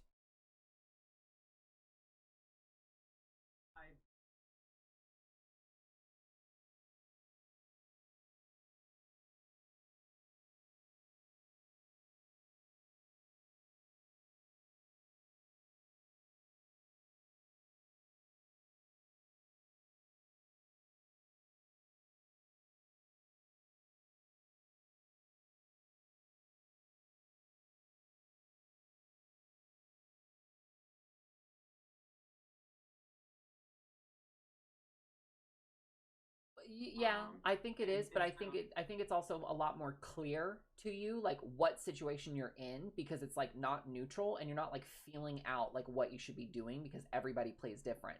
When you're in a situation where your percent is like high and like you're behind or whatever, the situation is more comfortable because you at least know like what you're in, right? You know like what you're up against. And so you say your hands are doing the work, but your brain has that like that default, like that preface that like you have information to go off of here, right?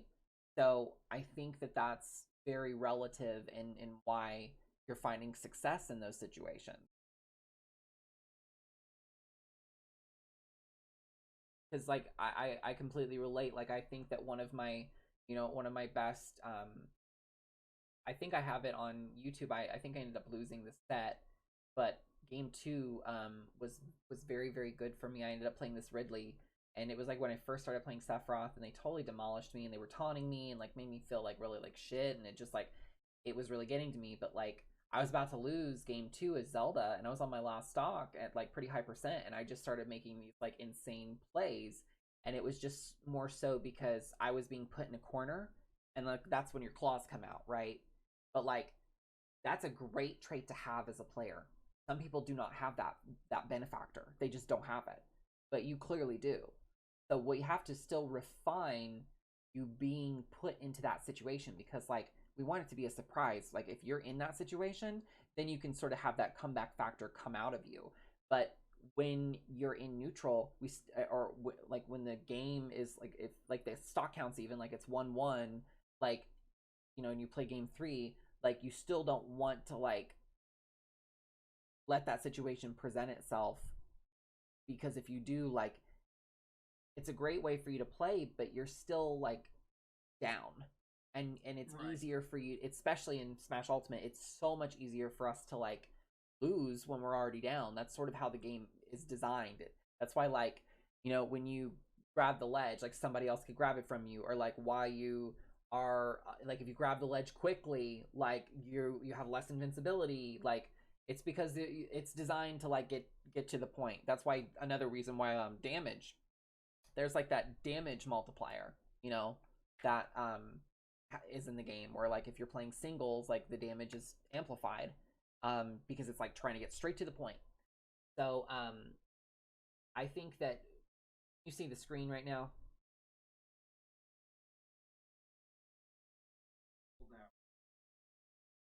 Okay. Okay, cool. So are you ready? Yes. Okay, cool. All right. So I haven't seen this before. Okay, period. Literally. Okay.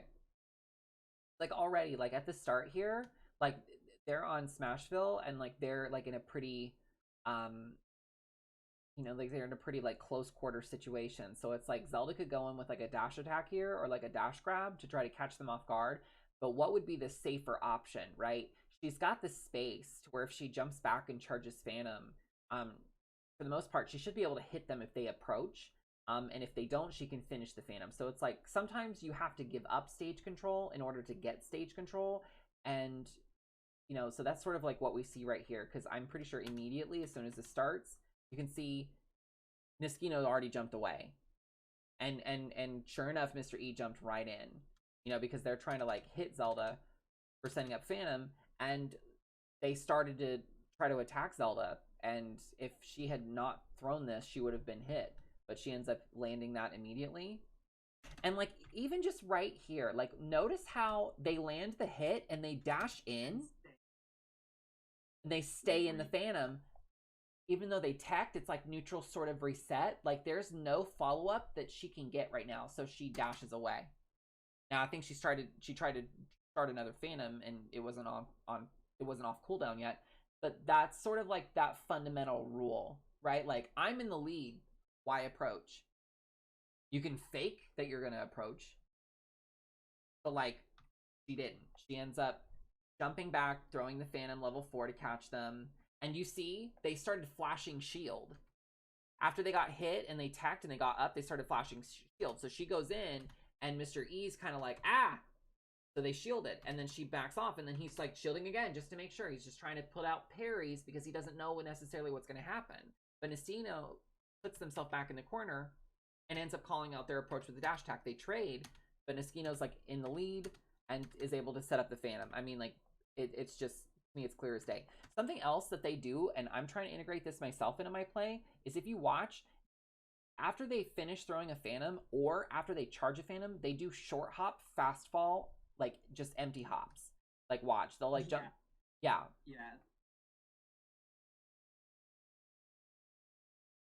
Like I don't even do it myself, but I need to. Mm-hmm. And it's really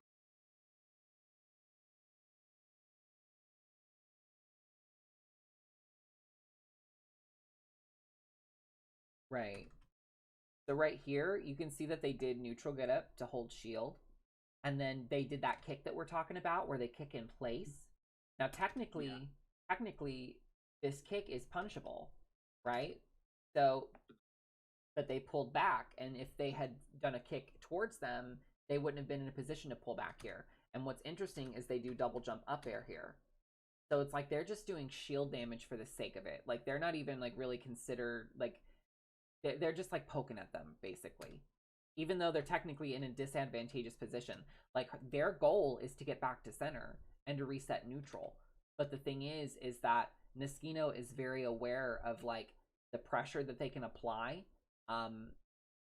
Even though like I would tell someone to like probably like avoid throwing out hits, it's how they're throwing out hits that still makes them pretty safe. So we're gonna watch that one more time.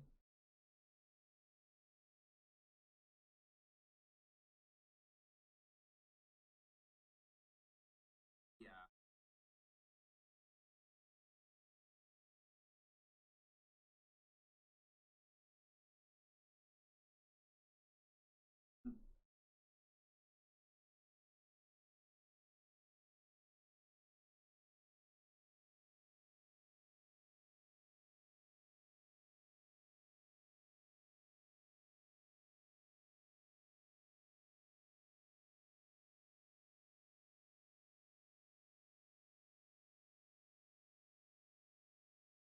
Yeah.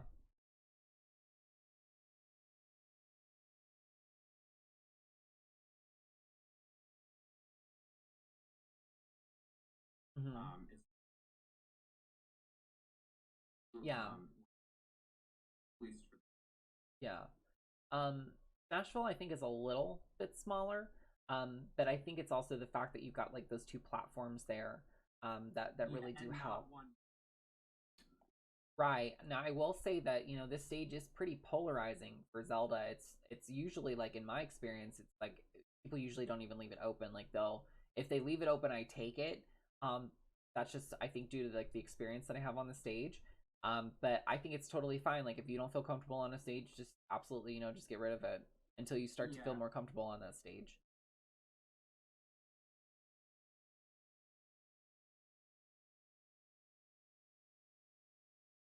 Yeah.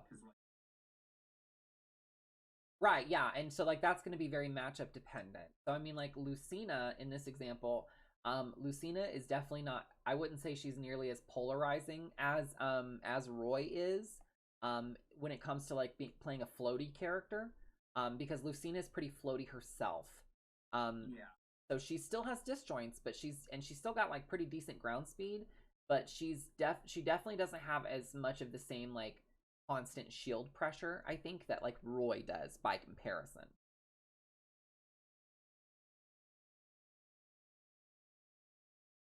You can see here like,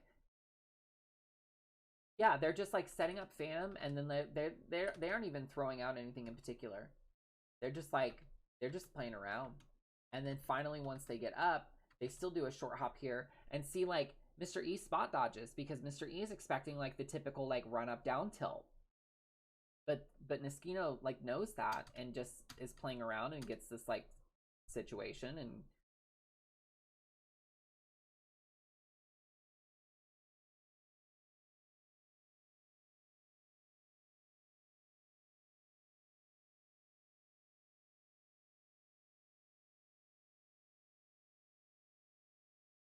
you see right there why like risk versus, well, yeah, but like in this situation it's just more so like let's pay attention to Mr. E. Like Mr. E is just like wanting that free punish, but like she crossed up. So like it's risk versus reward. Like that felt like a true punish to Mr. E, and technically, if Mosquito had not crossed them up, it would have been. But like it's such a risky move because like Mr. E's in a position where they can't land on the platform, and Niskino just gets this insanely long F smash charge, and they're just done.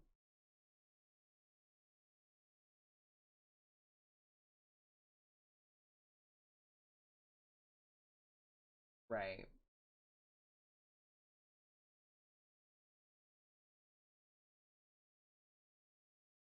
You'll notice that Niskino also goes in a lot with like a landing air. And like technically it's like not very good. But the thing is like it just depends on like what your opponent does out of it. So Niskino's like getting these like really, really nice like conversions from it.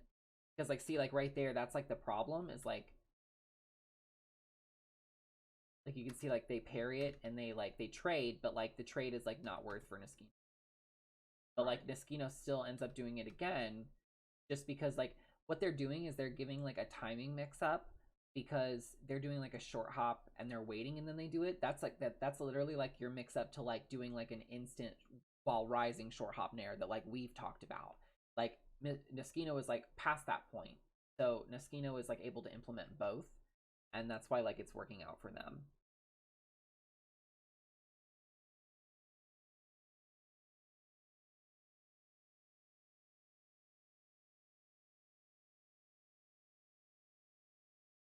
Now Niskino probably shouldn't have ran off stage here and like went for that.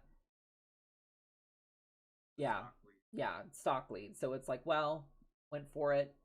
Know that they're going to be expecting it this time, so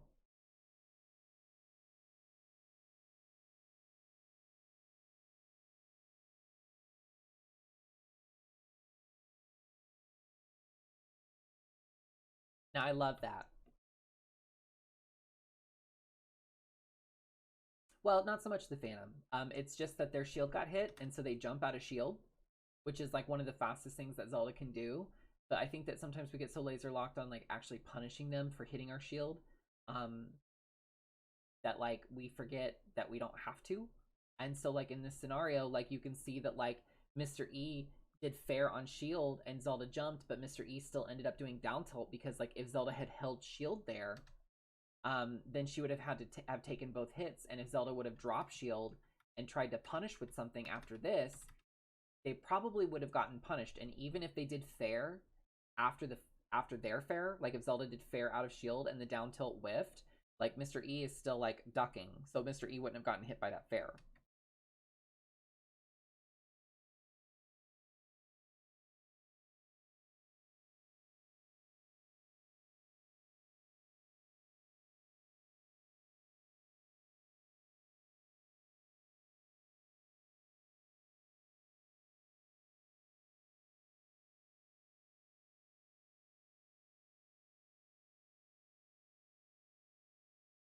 Now I know I go for that a lot.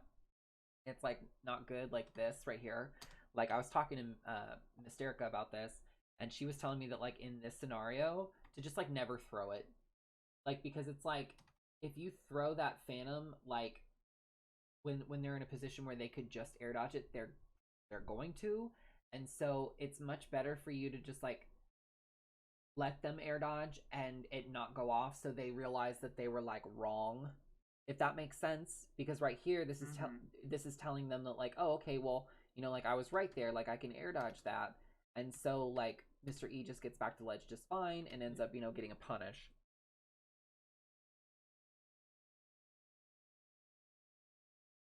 Exactly. So like this set just started and Mosquito like went for it already, and I just like I personally disagree with that decision, and they probably would too if they were to like look at this, because I've talked to them here and there on Twitter, and um they definitely like look at their videos very often and critique themselves, which is good. Yeah.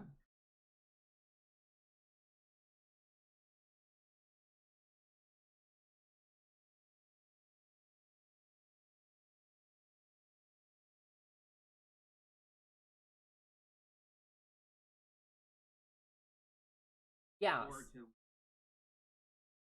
Right. So like something Mysterica does a lot, and it's something that I do too, just from like watching her, is like I'll run off the stage and then I'll double jump back on and I'll start Phantom at like a certain timing, and it's very easy to like displace the Phantom on the ledge, but I'm like I end up behind it because I'm like still like in the middle of like my jump momentum.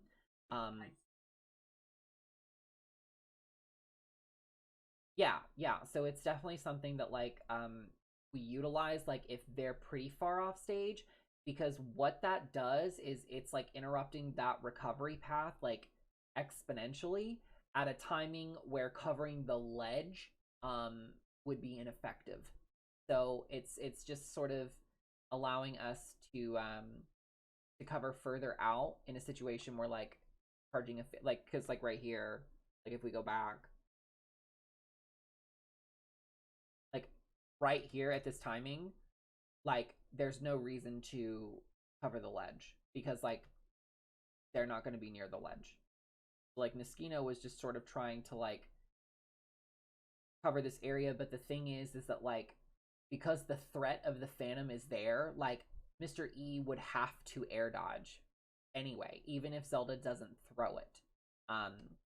So covering that situation is good because then like afterwards you can sort of like, you know, like you could try to go for a ledge trump, or like, you know, like right here they just did let go double jump fair, and it's because Niskino tried to back off. But if you had not let the Phantom go that early, you would have still had it like, it would have been out for a little bit longer because it would have gone off on its own. And you can sort of just like, your opponent still has to like, if they grab the ledge at that same timing, like because like it would go off like now, like it would go off like right now if you hadn't released it.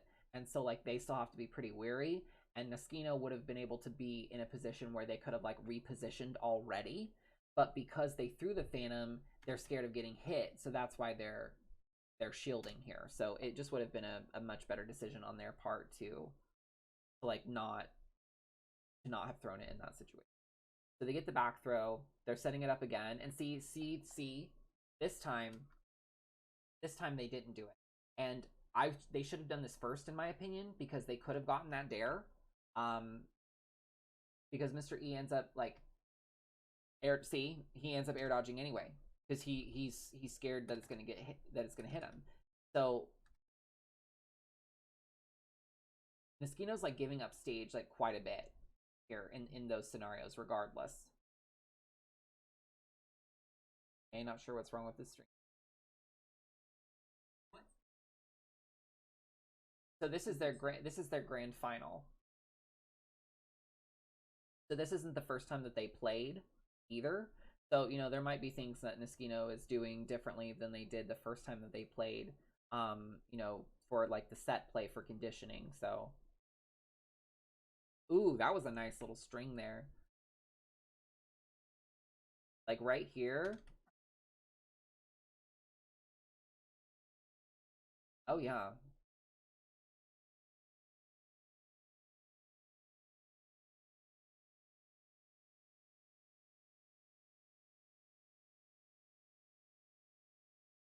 I do like that when they go for these like nairs, they're going for them later, and Mr. E's trying to parry them, but because it's a multi-hit, like it's definitely catching them off guard.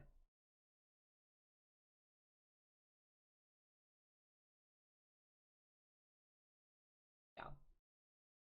So like they're at a high percent, but like Mr. E's on their last stock. They're throwing out these down tilts. They did down tilt, dash forward, down tilt, and so like, you know, Niskino backed off, but Mr. E wasn't expecting an F smash because right what they did before. They did F smash, down tilt after spot dodge, came back in, did a down tilt, missed, and so like, you know, what does Mr. E think? They're probably gonna jump back and they're just gonna like charge Phantom, right? But like F smash sort of calls out that hesitation because Yeah. F smash is frame 16. Like it compared to like the earliest Phantom that you could get out, which is frame 55. Like that's almost 3 times as fast. I mean, I think it is 3 times as fast, if not a little more. So let's look, same stage, second game. So remember the last time, what did Niskino do at the start of the match? Do you remember? Jump back Phantom, exactly. So what do they do at the start of this one? Dash attack. So there's like a couple things you can mix between stage, just because like you're so close together.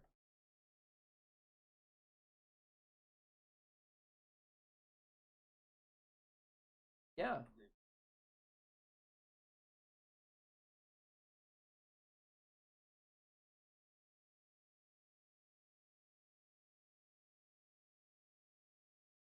And like that can be an option that you choose to do too, like at round start. Like you do what Mr. E does, even with Zelda. You can just jump and like wave land onto the platform.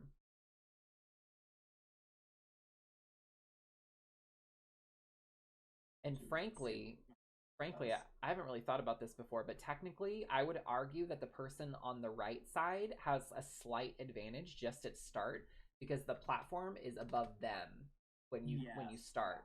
So it's like he knows that in that position he can waveland onto the platform and he can just sort of like ride that and sort of like get center stage immediately.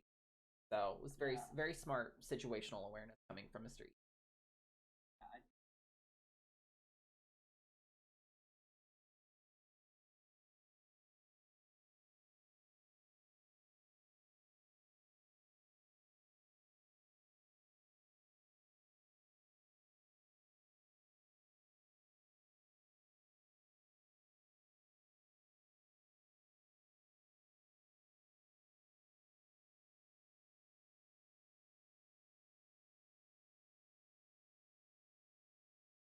Unsafe dash attack on shield at high percent.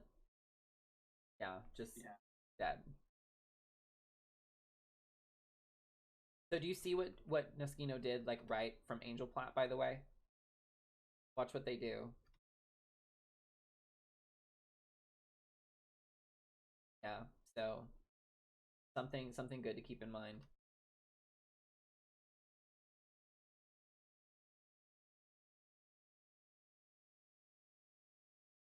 Yeah.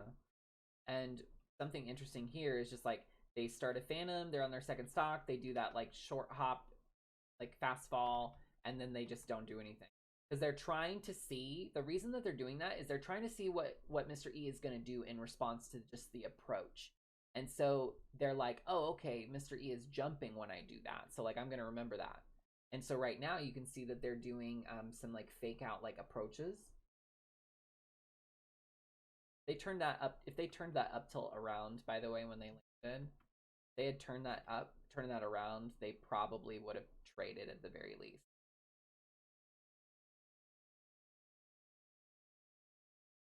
And Neskino's getting punished a lot here because they've skipped the ledge twice.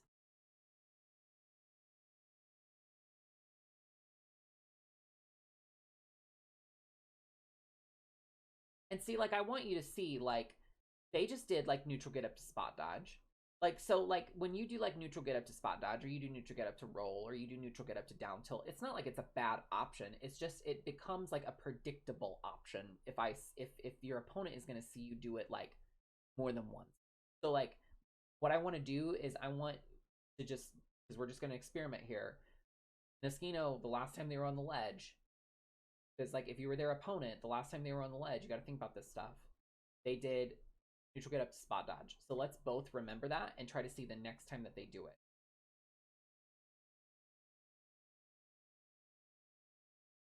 So see, first of all, I want to point out that the reason that they went for the Nair is because the last time that Neskino charged Phantom, they did that short hop and then Mr. E jumped. But Mr. E staying on top of that as well. Mr. E chose not to jump in that. They rolled and then they shielded and then they rolled again. So it's like, you know, the back and forth is very present. Both of these are very good players. Yeah. And Neskino's kind of getting a little dicked right now. To put it bluntly. Yeah. Okay. All right. I like what I'm seeing here. Yeah, Neskino's definitely cleaning it up here. So like let's see, like, they're on their last stock, so how are they playing differently? So they charge a Phantom, and then Mr. E, like, you know, they call out Mr. E with what? Up tilt. Because like their invincibility's over, so neutrals reset, they throw out up tilt.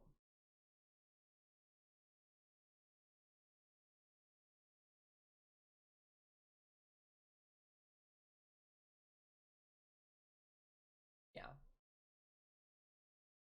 Very, very nice. Now Neskino still has a long way to go here. Ooh, I really liked that. So they're in the air here, they get knocked up. This is something that I think that you would really benefit from, like, emulating. Like, they did a dare, right? But they still have their double jump, so they double jump here to avoid the next attack, and then they start a fast fall first, and then what do? They do fast fall air dodge, and it literally gets them out of that situation, and they're already, like, able to, like, dash in and shield, and so, like, yeah.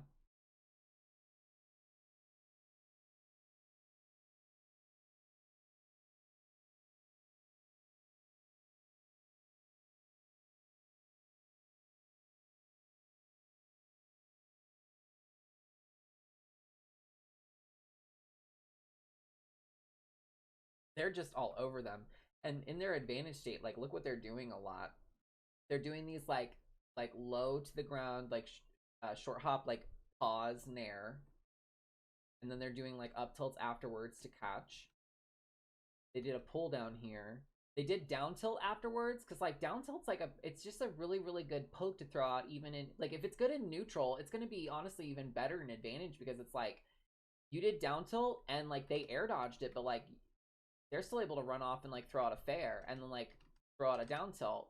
And like you can see that Zelda's down tilt is out here and Mr. E ended up starting another move, but it lingers. So when Mr. E like leaned forward with their F tilt, like they still get smacked.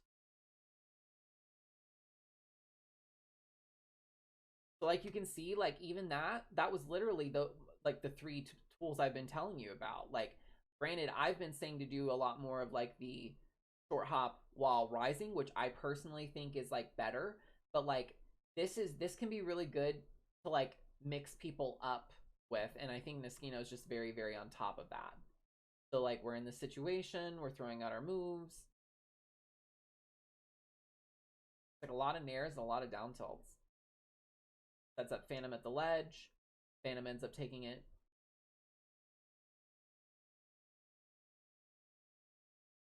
And again, like whole reason of setting up Phantom like right before they come down from Angel Plat. Like, do you see how Phantom hits them right here? Like it's just a diversion. It's nothing more.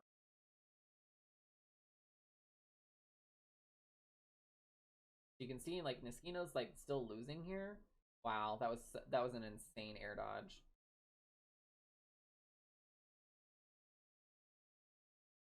Like, and that actually was good for Niskino because like since Mr. E hit the Phantom, they're like technically spending more time out there because they're in hit lag.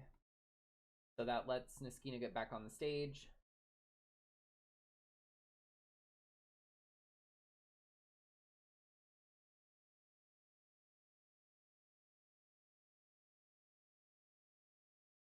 Yeah. So up throw might be close to killing here. Yeah, getting aired. All right, let's look at one more match real quick. Let's just look at the last match and see what happened here. Because it looks like they ended up staying on town.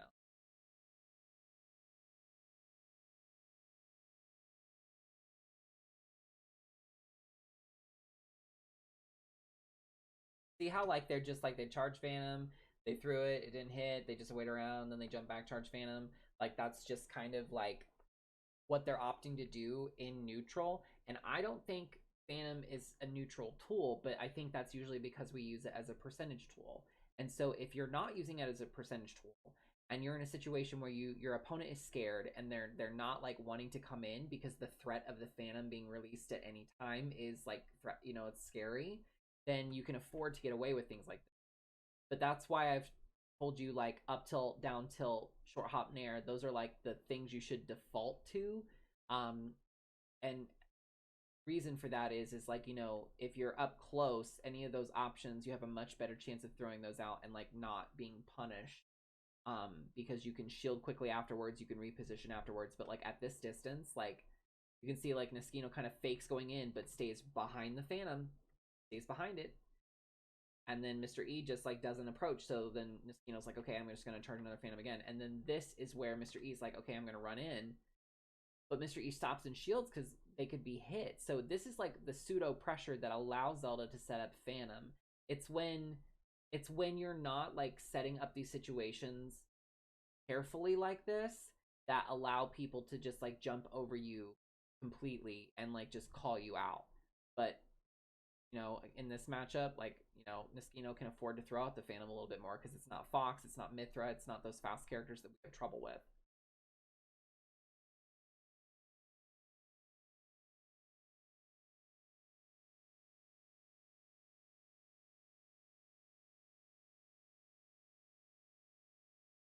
See, what they're doing here, mainly what I think, is they're catching parry, but they're also catching spot dodge.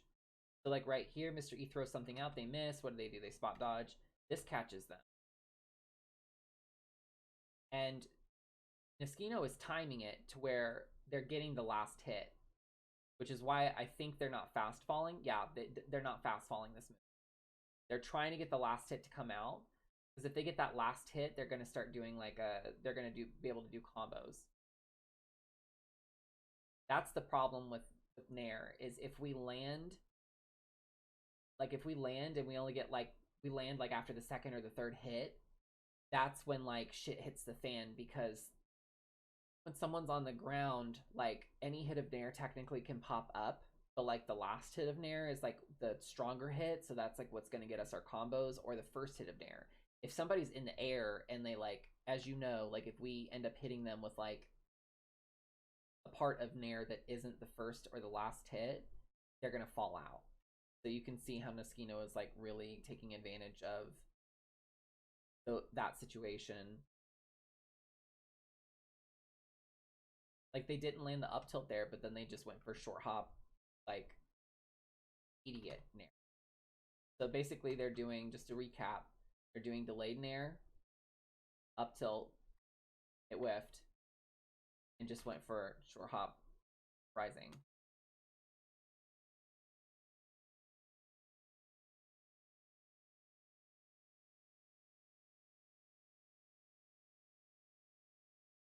See, they're staying behind that Phantom. They're not going past it.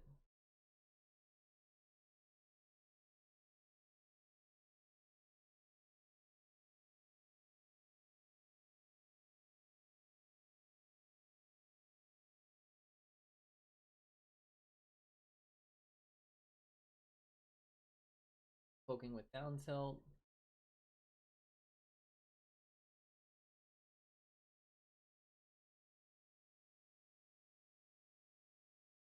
Nice up B. Setting up Phantom. That's also the first time that I've seen them since we've been watching this, where they did like a landing with Nehru's mix up. They barely used that.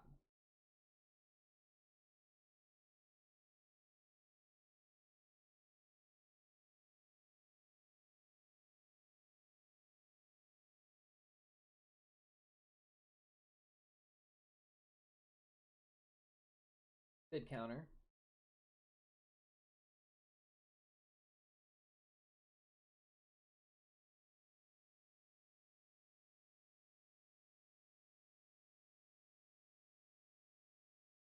Great kick. That was another in-place kick. That wasn't like an approach kick. That was just like, hey, I'm just going to put this foot like right here, and I'm not going to like approach you or even back off when I do it.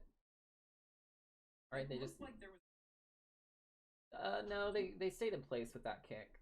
You can see like right here, like they do an in-place jump and then they just throw out the fair immediately. So it's like they did a back off technically with like the dash. But yeah, but when they jumped, they stayed in place and kick out. So it's like they let like the dash like back off for them, rather than like doing it together by like jumping and kicking towards the opponent or jumping and kicking away from the opponent.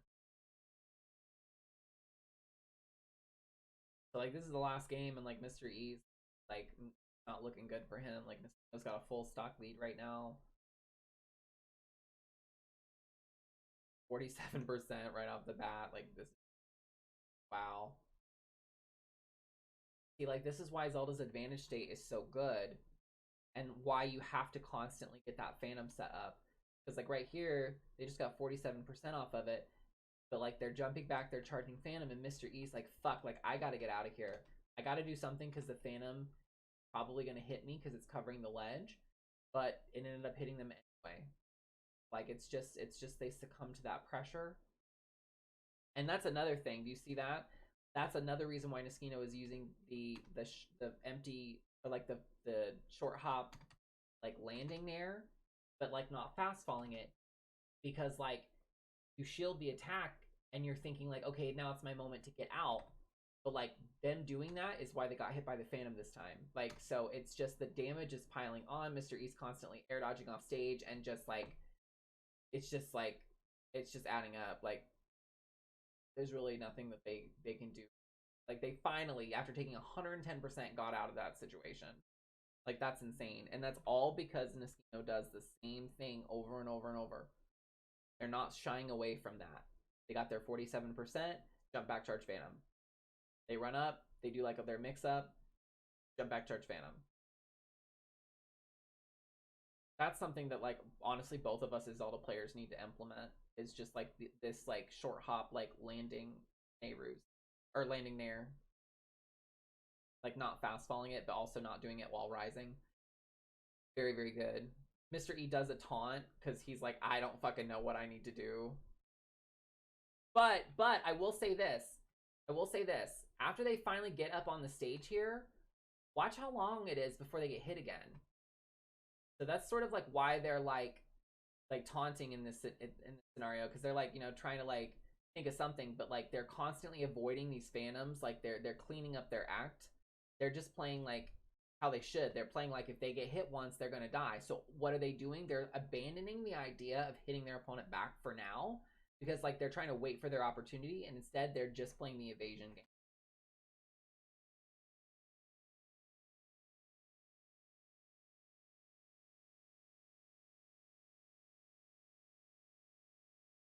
There it is. And let's see what that was. That was a Phantom, jump, and release. Because, you know, if that Phantom was like a full charge Phantom, and like, you know, Niskino had like approached, then like it would have been fine. And what was like the last Phantom that they did? Like, I'm pretty sure it was right here. They do this Phantom, they let it go off on its own. Mr. E's comfortable with that. Jump back, charge Phantom, does it go off on its own. So they're constantly mixing up the Phantom, and they're using Nair in like a very, very effective way. So the reason I kind of wanted to like focus on that is I think it's just as important to like practice, but it's also very important to like review other VODs and like study them like on your own time. To like kind of to try to watch like Niskino, I think would be like a fantastic like breath of fresh air, because you're very accustomed to like how I play, how Ven plays, and how May plays. And I think frankly like a lot of us are pretty similar.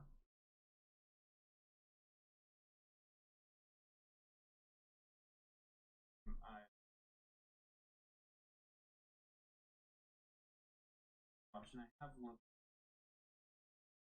Yeah, but like frankly like the more like high level Zeldas that you can watch, the more that you can take from. And I think that like I think when I used to talk to May about like when I was like first starting to learn Sephiroth, she was like, just watch Ned and watch Tweak. She was like, don't watch anybody else.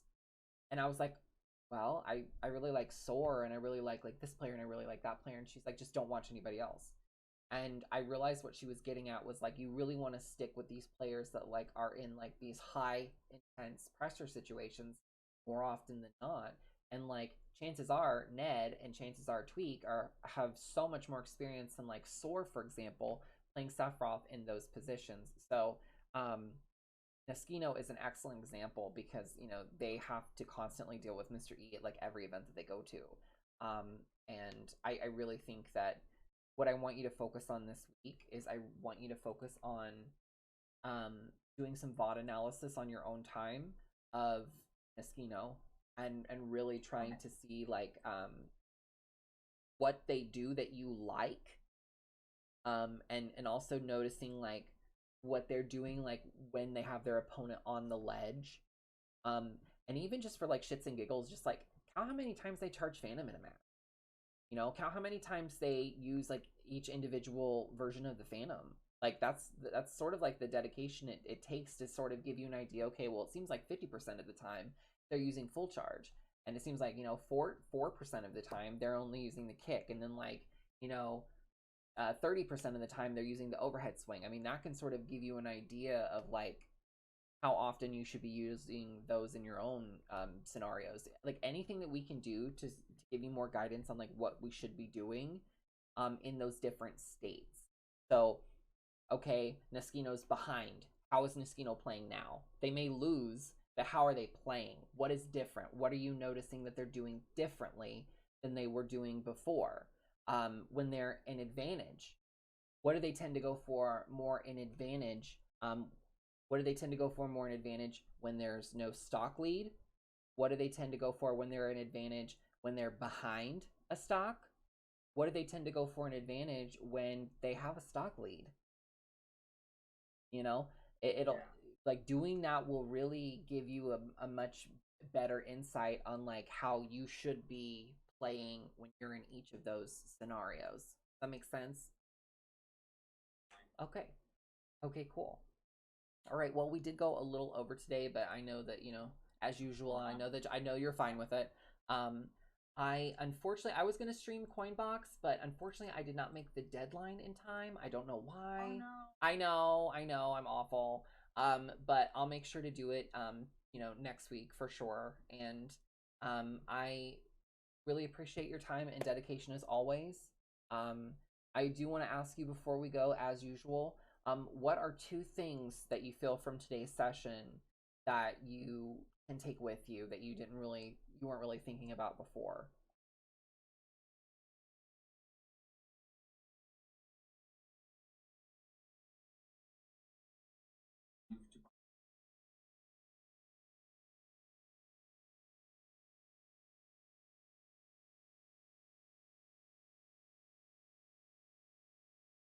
Yes.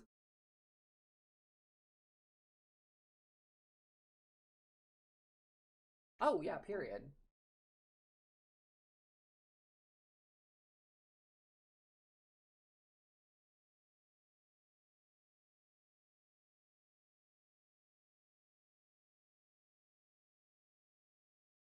Yeah,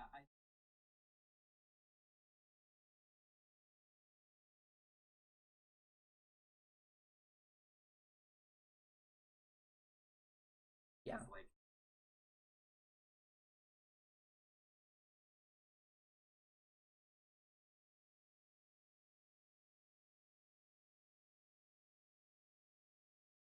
Right. Yeah, and I think that that's, and I'll say this quickly, but I think that that's sort of like what we understand now is that it really speaks to like, you know, it's not that you shouldn't do those things, it's just that we have to be honest with ourselves, and it's like, okay, like when you're doing that, who is it working on? How often is it working on them? Is it something that it works every time against them? Like those, understanding those things, when you let go of that saucy stuff, I promise you it comes back. It 100% circles back, because I've had to do this exact same thing where I had to stop playing so like aggressively and playing so like flashy, and I hated it. But in the long run, it was the best thing for me. So I wish you the best of luck in your online bracket. Just remember to take it slow. I really like your shield timings that you were putting out today. And you know, just also like, other than that, just play how you want to, you know? And I think it'll be a lot easier to understand afterwards, like, okay, well, I shouldn't have done that, or oh wow, that worked out, you know? So let me know how it goes afterwards on Discord if you don't mind, and I will chat at you later, okay?